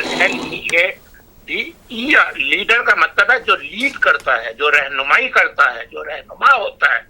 تو رہنمائی کرنے کے لیے جو لیڈر تھے وہ تو حضرت قائد اعظم تھے. آپ دیکھیں نا جن قوموں کو ایک لیڈر ملا، چین ہم سے 1 سال بعد آزاد ہوا، افیم کھانے والے لوگ افیمی عورتوں کو لوہے کے جوتوں سے باندھتے تھے کہ یہ بھاگ نہ جائے، چین سے باندھتے تھے. تو 1 سال بعد ہم سے آزاد ہوئے. آج آپ کا ملک آپ دوست بنا سکتا ہے لیکن وہ دھاگا ڈال کے سوئی جو ہے وہ چائنا سے ہی آتی ہے. تو کہنے کا مقصد یہ ہے کہ جس قوم کو لیڈر مل گیا انہوں نے ترقی بھی کر لی، اور جن کو حکمران ملے انہوں نے اپنی حکمرانی کی. اور اس کے بعد چلتے ہوئے آپ دیکھیے نا کہ 1940 23 مارچ کو حضرت قائد اعظم نے لاہور میں جو فرمایا کہ ہم مسلمان ہندوؤں سے علیحدہ قوم ہیں، ہمارا کلچر، ہماری ثقافت، ہماری تاریخ، ہمارا معاشرہ، ہمارا کھانا پینا، ہمارا رہن سہن، سب کچھ ان سے مختلف ہے. اور پھر آپ کے حکمران آتے ہیں 1 اور 13 اگست 2011 کو لاہور ہی میں فرماتے ہیں کہ ہم مسلمان اور ہندو ایک ہی قوم ہے، ہمارا ایک ہی کلچر ہے، ایک ہی ثقافت ہے، ہم کھانا بھی ایک جیسا کھاتے ہیں، ہمارا معاشرہ بھی ایک ہے، صرف ہمارے درمیان ایک لکیر کا فرق ہے. اور یہ وہ شخص کہہ رہا ہے جو پاکستان کا 3 بار وزیر اعظم رہا اور جو خود کو قائد اعظم میں ثانی کہلوانا پسند کرتا تھا. تو یہ بے ایمان منافق حکمران ہیں، یہ لیڈر نہیں ہیں. ان کی لیڈری وہی ہے کہ جہاں ان کی آپ ذرا سا بھی محاسبہ شروع کرتے ہیں تو کہتے ہیں یہ قومی مفاد کے خلاف ہے. قوم کا مفاد تو انہوں نے دیکھا ہی نہیں سر. قوم کا مفاد تو حضرت قائد اعظم محمد علی جناح سخت ترین بیمار تھے ٹی بی میں، اور ان کو اس لیے زیارت وہ گئے کہ کسی کو ان کی بیماری کا پتہ نہ لگے. اور نہرو اور گاندھی نے کہا کاش ہمیں یہ پتا ہوتا کہ یہ اتنی مہلک اور خطرناک بیماری میں مبتلا ہیں تو ہم پاکستان بننے کو اور آگے کرتے اور پاکستان کبھی بھی نہ بنتا. تو اس حضرت قائد اعظم کے کھانے کے لیے انہوں نے ان کی پسند کا ایک باورچی بلایا. تو حضرت قائد اعظم کو جب کھانا پیش کیا گیا تو انہوں نے کہا آج کھانے کا مزہ بہت آیا، کھانا کس نے بنایا ہے؟ انہوں نے کہا جی فلانا باورچی. انہوں نے کہا کہاں سے منگایا؟ انہوں نے کہا وہاں سے. انہوں نے اپنی ذات سے اپنی ذاتی جیب سے اس کے پیسے دیے اور کہا آج ہی اس کو واپس بھیج دو، میری قوم یہ افورڈ نہیں کر سکتی کہ میں اس قسم کی عیاشیاں کروں. تو مقصد یہ ہے کہ اس طرح کی صورتحال اوروں میں بھی دیکھی گئی ہے، اور جو لیڈر تھے وہ قائد اعظم تھے. 1947 کے بعد ہمارا المیہ یہ رہا ہے کہ حضرت قائد اعظم کی وفات کے بعد تو ہمیں کوئی لیڈر ملا ہی سر ایسا وہ نہیں نا کہ جو پاکستان کو عظمتوں کی طرف لے کے بے شک ہمارا تو گلہ یہ ہے نا سر جی کہ ہمیں حکمران ملے، لیڈر جو ہے وہ نہیں ملے. جی ہونا ہی ہے جو ناصر میر صاحب اور آپ ایوان صاحب بات کر رہے ہیں. ہماری بات کا اصل جو منبع ہے اور اصل جو ہم جہاں جا رہے ہیں وہ تو یہی ہے کہ پاکستانی قوم اور ہماری بدقسمتی یہ ہے کہ ہمیں ایک ایسا لیڈر نہیں ملا جو حضرت قائد اعظم محمد علی جناح کے بنائے ہوئے پاکستان کو مزید آگے ترقی کی طرف لے کے جاتا. آج ہم ایٹمی طاقت ہونے کے باوجود ہمارے فیصلے دوسرے ملکوں میں ہوتے ہیں سر جی. تو ہمارا تو مطلب ایٹمی طاقت ہونے کے باوجود بھی ہم اگر دوسروں کی مصلحتوں کا شکار ہیں تو پھر ہمیں اندازہ ہو جانا چاہیے کہ پاکستانی قوم کو ان لوگوں کو ووٹ نہیں دینے چاہیے جو پاکستان کے مفاد کے خلاف کام کرتے رہے ہیں، بلکہ ایسی قیادت کو ڈھونڈنا چاہیے اور لانا چاہیے جو پاکستان اور صرف پاکستان کو آگے وہ لے کے جائے۔ جی بے شک، زبردست ہے۔ ملک صاحب میں ایک چھوٹی سی بات کرنے لگا ہوں۔ حکم۔ میرے خیال میں ہمارے جو پاکستانی بھائی ہیں، میرا اندازہ ہے کہ 90% اس نام سے بھی واقف نہیں ہوں گے۔ ملک فیروز خان نون، یہ وزیر اعظم پاکستان کے رہے ہیں، اور آپ کو پتہ ہے یہ جو گوادر ہے، یہ گوادر انہوں نے واپس لیا تھا عمان سلطنت سے۔ سلطنت عمان سے گوادر فیروز خان نون نے واپس لیا تھا، اور پتہ ان کو ریزائن کیوں کرنا پڑا تھا؟ صرف اس وجہ سے کہ تو نے گورنر جنرل کی مرضی کے بغیر اور ان کی مرضی کے بغیر یہ معاہدہ کیوں کیا گوادر واپس لینے کا، اور آج ہر بندہ، ہر حکمران اپنے سینے پہ تغمہ سجا رہا ہے گوادر کی بندرگاہ کا، کالیڈور کا، جو بھی وہ سی پیک کا۔ اگر فیروز خان نون نے واپس نہ لی ہوتی تو یہ اس بیک ڈور، کیا اس کو کہتے ہیں، سی پیک کا کیا بننا تھا؟ اور ہر بندہ آج وہ، لیکن کسی کو یہ نہیں پتا کہ جس بیچارے نے وہ $3 لاکھ میں واپس لی تھی اس کو ریزائن کرنا پڑا تھا۔ جی، حالانکہ وہ ملک فیروز خان نون کو ریزائن اس بات پہ کرنا پڑا تھا۔ جی سر جی، اگلے قائد اعظم کو نہیں چھوڑ رہے، وہ قائد اعظم کی باتوں کا کریڈٹ اپنے نام سے لیتے ہیں۔ صحیح بات۔ آپ نے تو تاریخ کی بات کی ہے، جو کہ بہت اچھی بات ہے۔ میں تو یہ کہہ رہا ہوں کہ ہماری نئی نسل کو تو پتہ بھی نہیں ہوگا فیروز خان نون کا۔ چلے جی بالکل ٹھیک ہے۔ کہنے کا مقصد یہ ہے کہ تاریخ تو اپنے اوراق کے اندر محفوظ ہے، لیکن تاریخ پڑھنے والے لوگ نہیں ہیں جو ہسٹری کو پڑھے نا سر۔ اب آپ نے اپنے ناظرین کو بتایا ہے، حضرت قائد اعظم کے بارے میں بھی بے شمار باتیں ہیں سر جی، کہ آپ دیکھیں نا ان کے، آپ ہر طرف سے اگر قائد اعظم کی شخصیت کا ایک مسلمان کی حیثیت سے دیکھیں، ایک عاشق رسول کی حیثیت سے دیکھیں، حضرت قائد اعظم بہت بڑے وکیل تھے، لیکن زندگی میں ایک ہی مقدمہ انہوں نے مفت میں وہ لڑا تھا، اور وہ عاشق رسول کا تھا۔ جی جی، غازی علم الدین شہید کا۔ جی، انہوں نے صرف ایک مقدمہ فری میں وہ لڑا تھا، اور وہ غازی علم الدین کا، وہ اپنے پیسے سے وہاں آتے تھے اور آ کے وہ اس کے مقدمے کی وکالت کرتے تھے۔ دیکھیں نا، مسلم لیگ کراچی کے 1943 کے اجلاس میں حضرت قائد اعظم نے فرما دیا تھا کہ وہ کون سا رشتہ ہے جس میں منسلک ہونے سے تمام مسلمان جسد واحد کی طرح ہیں، وہ کون سی چٹان ہے جس پر ان کی ملت کی عمارت ہے، وہ کون سا اینکر ہے، وہ کون سا لنگر ہے جس سے امت کی کشتی محفوظ کر دی گئی ہے۔ وہ چٹان، وہ لنگر اللہ کی کتاب قرآن کریم ہے۔ مجھے یقین ہے کہ جوں ہم آگے بڑھتے جائیں گے ہم میں زیادہ اتحاد ہوگا، ایک اللہ، ایک رسول، ایک کتاب، ایک امت۔ حضرت قائد اعظم بہت بڑے عاشق رسول تھے سر، جس کی اس پہلو پہ ہمارے لوگ اتنا میرا خیال ہے روشنی نہیں۔ ملک صاحب، میں آپ نے جو بات کی ہے بہت اچھی بات ناظرین کو بتائی ہے، اور میں بھی آپ سے ایک وہ بات شیئر کروں گا بہت کم لوگ جانتے ہوں گے۔ دو باتیں شیئر کروں گا۔ جب پاکستان، اب ہم بات کر رہے ہیں قائد اعظم صاحب کے بعد لیڈران کی، تو جب پاکستان مرد وجود میں آیا تھا نا، تو آپ کو پتا پاکستان کے اس وقت اس ملک کی کوئی معیشت تو تھی نہیں۔ جو لوگ ادھر سے لوگ آئے تھے ہجرت کر کے، جن کو ملازمتیں دی گئیں، تو سب سے پہلے بڑا جو سوال پیدا ہوا قائد اعظم صاحب کے سامنے، ارشد صاحب، وہ یہ تھا کہ جو لوگ ہم ملازم رکھنے ہیں ان کو تنخواہ کون دے گا؟ ٹھیک ہے، اور جو ہمارا جو دارالحکومت ہے، جو گورنر ہاؤس ہے، یہ ہم کدھر رکھیں گے؟ جی جی۔ تو قائد اعظم نواب آف بہاولپور کو فون کیا۔ اچھا، تو وہ کراچی میں اس وقت تھے، تو قائد اعظم صاحب نے ان سے یہ مسائل کے بارے میں گفتگو کی، تو آپ نے فرمایا کہ یہ جو میرا جو پیلس ہے نا کراچی میں، جس کو آپ گورنر ہاؤس کہتے ہیں آج کل، وہ فرسٹ گورنر جنرل ہاؤس بنا تھا پاکستان کا، جہاں، ہاں جی، وہ نواب آف بہاولپور صاحب کا پیلس تھا۔ اور پہلی جو جتنی پاکستان میں جو تنخواہیں اسٹارٹنگ میں دی گئیں، اور یونیورسٹیوں کے جو اتنے اخراجات تھے وہ نواب بہاولپور صاحب نے قائد اعظم صاحب سے کہا کہ عقائد ڈونٹ وری، یہ سب میں اپنے خزانے سے دوں گا. اچھا جی، اتنے وفادار لوگ تھے اس وقت جناب صاحب کے ساتھ، وفادار بھی لوگ بھی تھے زبردست. اور عشق رسول کی آپ نے بات کیا اپنا ملک صاحب، تو جب آپ کی وفات ہوئی ہے نا، کوئی کہہ رہا تھا کہ آپ شیعہ ہیں، کوئی کہہ رہا تھا آپ فلاں ہیں، کوئی کہہ رہا تھا آپ پارسی ہیں، کوئی ایک اس وقت کے جو علماء تھے ناصر صاحب، انہوں نے وہ کہتے ہیں نا سینہ گزٹ، ایک سینہ گزٹ فتویٰ جاری کیا کہ قائد اعظم کا کوئی جنازہ نہیں پڑھائے گا.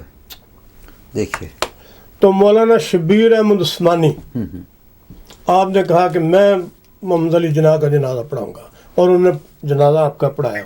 تو بعد میں معافی چاہتا ہوں سر، میں آپ سے وہ معافی چاہتا ہوں. کائنڈلی اس بات کو تھوڑی سی وضاحت میں آپ کو کر دوں. حضرت قائد اعظم محمد علی جناح کی یہ وصیت تھی کہ ان کا جنازہ شبیر احمد عثمانی صاحب ہی پڑھائیں. نہیں، مجھے نہیں یہ اس بات کے بعد وصیت کے بارے میں مجھے نہیں پتا کہ آپ نے کوئی وصیت کی، لیکن میں نے جو پڑھا ہے وہ بیان کرنے لگا. میں آپ سے بالکل پکی، ٹھیک ہے. تو جب انہوں نے پوچھا نا علماء نے کہ آپ نے کیوں پڑھایا جنازہ، جب ہم نے کہا تھا کہ نہیں پڑھانا تو آپ نے کیوں پڑھایا، تو انہوں نے فرمایا تھا کہ مجھے خواب میں نبی کریم صلی اللہ علیہ وسلم کی زیارت ہوئی ہے اور آپ نے مجھے حکم دیا ہے کہ یہ میرا محمد علی جناح میرا ہے سپاہی، میرا اس کا جنازہ تم پڑھاؤ گے. اچھا ملک صاحب، میں آپ سے اور میر صاحب سے ایک اور بات شیئر کروں گا کہ جب حضرت علامہ اقبال اپنا قائد اعظم رحمۃ اللہ علیہ انگلینڈ سے جب لوٹے تھے پالیٹکس میں، انڈیا کی پالیٹکس میں آنے کے لیے، تو اس وقت پوچھا گیا کہ وجہ کیا بنی، کیونکہ اس سے پہلے جب انہیں آفر کی گئی تو وہ کچھ مایوس ہو گئے تھے اور وہ چلے گئے تھے ملک سے باہر. تو انہوں نے کسی کے ساتھ وہ راز شیئر کیا اور کہا کہ یہ آپ نے کسی کو نہیں بتانا. ان کی وفات کے بعد پھر یہ بات اس کا ذکر ہوا کہ کہہ رہے تھے کہ ایک رات میں سو رہا تھا اور جو ہے کچھ کمرے میں کچھ مجھے محسوس ہوا، کوئی ہلچل محسوس ہوئی جیسے زلزلہ آتا ہے اس طرح کا. تو میں نے اٹھ کے دیکھا، ایسا کچھ بھی نہیں تھا، سب ٹھیک تھا. پھر تھوڑی دیر بعد پھر ایک دفعہ پھر اٹھے، آپ کمرے کا جائزہ لے رہے تھے تو آپ کے کندھے پہ ہاتھ پیچھے جیسے کوئی مارتا ہے اور پھر توجہ لینے کے لیے، اور پھر آپ نے دیکھا کہ کوئی ایک شخصیت، بہت ہی خوبصورت شخصیت کھڑی ہے بارش اور اس طرح سے. تو پھر آپ نے پوچھا کہ آپ کون ہیں، تو انہوں نے کہا کہ میں آپ کا نبی ہوں، نبی پاک صلی اللہ علیہ وسلم. اور خواب میں انہوں نے کہا کہ آپ جو ہے آپ نے جانا ہے، آپ اپنے امت مسلمہ کے لیڈر ہیں، جائیں انڈیا میں اور ان کی آپ ان کو مشکل صورتحال سے باہر نکالیں. تو یہ بات چھپائی رکھی گئی، یہ بھی ایک بات تھی. اور دوسری وہ یہ تھی کہ انہوں نے اپنی بیماری بھی چھپا رکھی تھی لوگوں سے، اور ان کی وفات کے بعد پھر ان چیزوں کا انکشاف ہوا تھا. تو جی میں آپ کی اس بات سے بالکل متفق ہوں. اور یہ حضرت قائد اعظم کے بارے میں بات یوں تھی کہ وہ اپنی سوئے ہوئے تھے تو اچانک ان کا بستر ہلنا شروع ہو گیا اور ایک عجیب سی خوشبو ان کی بیڈ روم میں آئی اور ان پہ ایک کپاہٹ سی بتاڑی ہو گئی. تو ایسا دوسری بار ہوا تو جب انہوں نے آنکھ کھولی تھی تو انہوں نے دیکھا ایک پرسرار سا سایہ جو ہے ان کے اوپر تھا، اور انہوں نے ان سے حکم دیا لفظ ہے کہ حکم دیا، حضرت قائد اعظم کو حکم دیا کہ آپ جائیں اور مسلمانوں کی رہنمائی کا فریضہ استعمال کیجیے، آپ نے بننا ہے. تو یہ بالکل صحیح اور سچا واقعہ ہے. اور اس کے بعد اور آپ یہ دیکھیے نا کہ عید میلاد النبی کے جلسوں میں حضرت قائد اعظم نے خاص طور پہ شرکت کی پاکستان بننے کے بعد. یہ بھی آپ دیکھیں کہ ان کا حضرت سے بہت ایک پیار تھا، محبت تھی. اور جیسا کہ پہلے بھی کہا کہ صرف ایک ہی مقدمہ انہوں نے غازی علم دین کا مفت کے اندر کیا. اور یہ ایک بہت ایسے وکیل، ایسے بریسٹر کے بارے میں آپ بات کر رہے ہیں کہ جو اپنی فیس کیس سے پہلے پوری کی پوری لیا کرتے تھے. ٹھیک ہے. تو انہوں نے یہ بالکل کیا. لیکن اس میں کوئی شک سر نہیں ہے کہ حضرت قائد اعظم محمد علی جناح ایک تاریخ ساز شخصیت ہے، اور ہم نہ شکر پاکستانیوں نے، جیسا کہ میر صاحب نے کہا کہ بھائی وہ شیعہ ہیں، سنی ہیں، فلانا، تو حضرت قائد اعظم نے یہ وصیت فرمائی تھی کہ ان کی نماز جنازہ علامہ شبیر احمد عثمانی صاحب پڑھیں گے، اور وہی ہوا. لیکن ہمیں ایز اے مسلمان اور ایز اے پاکستانی یہ سوچنا چاہیے کہ تقسیم ہند کے بعد، پاکستان بننے کے بعد ہم نے پاکستان کے لیے کیا کیا. ٹھیک ہے نا جی. یہاں پہ بھی یہی کہتے ہیں کہ don't ask your country what the country have done for you, ask yourself what you have done for the country. تو ہم لوگ ہمیشہ پاکستان سے ایک ایسے لاڈلے بچے کی طرح مانگتے ہی رہتے ہیں کہ ہمیں دو اور دو اور دو، ہمیں کیا دیا، ہمیں کیا دیا. میں نے، آپ نے اور ہم سب نے پاکستان کو کیا دیا؟ جی سوال تو یہ ہے نا سر جی، ہم نے پاکستان کے لیے ایسی کون سی خدمت کی؟ اور جو خدمت ہم یہاں، جو خدمت پاکستان میں ہمارے حکمران اور سیاستدان کر رہے ہیں، ویسی ہی خدمت ہم یہاں پہ یونائٹڈ اسٹیٹ میں پاکستان کے ساتھ کر رہے ہیں. بے شک. فرقہ بازی، ایک دوسرے کی ٹانگ کھینچنا، نیک پولنگ. میر صاحب جی میں سن رہا ہوں، آپ اس لیے چھڑی لے کے چلتے ہیں. دیکھیں سر، سب سے پہلے آج کا پروگرام کرنے کی جو وجہ تھی حضرت قائد اعظم کے بارے میں جو کاوش نے یہ کاوش کی، میں اس کے لیے تہ دل سے آپ کا شکر گزار ہوں. ناصر میر صاحب، ارشد ایوان صاحب اور آپ کی ریکارڈنگ اور پروڈیوسنگ ٹیم کا شکر گزار ہوں کہ آپ نے امریکہ میں رہنے والے پاکستانیوں کو رہنمائی ان کی فرمائی حضرت قائد اعظم کی شخصیت کے بارے میں. اور یہ ایک بہت بڑی بات ہے کہ ہمیں اپنی نوجوان نسل کو بتانا پڑے گا کہ بانی پاکستان کون تھے، پاکستان بننے کا مقصد کیا تھا، پاکستان کس لیے بنایا گیا، کس لیے ہمیں اپنی مسلمانوں کی علیحدہ شناخت، علیحدہ تشخص کے لیے ایک علیحدہ قوم بنائی گئی، اور کیا ہم حضرت قائد اعظم محمد علی جناح کے بنائے ہوئے پاکستان کے ساتھ انصاف کر رہے ہیں یا نہیں. ہم سب پاکستانی ہیں، پاکستان کے نام پہ ہمارا دل دھڑکتا ہے. جب ہم پردیس میں پاکستان کا جھنڈا دیکھتے ہیں تو ہمارا دل سینے سے باہر آ جاتا ہے. ہم وہ مظلوم پاکستانی ہیں جو جسمانی طور پہ تو یہاں ہے لیکن ہماری روح اور ہمارا دل پاکستان میں ہے. جاتے جاتے جو آپ نے مجھے حکم کیا ہے، اے وطن زلزلوں کی دسترس نہ پہنچے تیری استقامت تک. اے وطن میرے پیارے پاکستان، اے وطن زلزلوں کی دسترس نہ پہنچے تیری استقامت تک. ہم پہ گزرے قیامتیں لیکن تو سلامت رہے قیامت تک. پاکستان زندہ باد. حضرت قائد اعظم محمد علی جناح زندہ باد. زبردست. آپ بھی کوئی شعر سنائیں گے؟ جی نہیں، وہ محمد علی جناح رحمۃ اللہ علیہ کے بارے میں اتنا خوبصورت شعر ملک صاحب نے سنایا.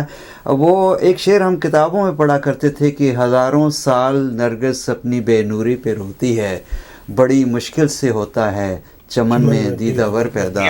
جی ارش صاحب، ملک صاحب، میں اپنے ناظرین کا بھی شکریہ ادا کرتا ہوں کہ انہوں نے ہمارا پروگرام جو ہے دیکھا، انجوائے کیا. اگر ہم میں سے کسی سے کوئی ایسی بات منہ سے نکل گئی ہو جو کسی کو اچھی نہ لگی ہو، ناگوار گزری ہو، تو اس کے لیے ہم معذرت خواہ ہیں. ہمارا کسی کی دل آزاری کرنا کوئی مقصد نہیں، صرف وہی بات جذبات میں آ کے ہم کئی دفعہ وہ الفاظ بھی ہمارے منہ سے فی البدی نکل جاتے ہیں جو نہیں ہمیں کہنے چاہیے. اس کے لیے ہم معذرت خواہ ہیں. اور یعنی آپ یہ کہنا چاہ رہے ہیں کہ وطن کی محبت میں ہم اشفقہ سے رونے وہ قرض بھی اتارے ہیں جو واجب. جی بالکل. تو ملک صاحب نے بھی شعر سنا لیا، ارشد صاحب نے سنا لیا، میں بھی ایک آخر میں سنا لوں. ملک صاحب، لائے ہیں طوفان سے کشتی نکال کے، لائے ہیں طوفان سے کشتی نکال کے، اس ملک کو رکھنا میرے بچوں سنبھال کے. واہ، بہت بہت شکریہ ارشد صاحب، آپ پروگرام کے بارے. پاکستان زندہ باد. ملک صاحب بہت مہربانی، اللہ حافظ. جی کہ کوئی بات نہیں کہ اگر ایسے موقع پہ کوئی ایسی الفاظ کی ادائیگی ہو جائے تو اس کو اگنور کریں. مقصد یہ ہے کہ وہی وطن کی محبت میں بہت جذباتی ہو جانا. اچھا، لیکن ہم سب ایک ایک لڑی میں پرے ہوئے سارے موتی ہیں اس قوم کے، اس ملک کے جتنے بھی باشندے ہیں. ہمارا دکھ درد سانجھا ہے اور اس لیے ہم اپنوں سے یہ شیئر کر لیتے ہیں، یہ دکھ درد بانٹ لیتے ہیں. اس وقت لائن پہ میرے ہی ہم نام ارشد حسین صاحب ہیں، سید ارشد حسین صاحب.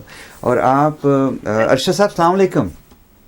وعلیکم السلام ارشد بھائی، آپ کو اور میر صاحب کو بھی سلام. وعلیکم السلام. آپ پروگرام دیکھ رہے ہیں کافی دیر سے اور آپ نے پہلے بھی کال کی اور اللہ تعالیٰ نے آپ کو بڑی اچھی آواز سے نوازا ہے.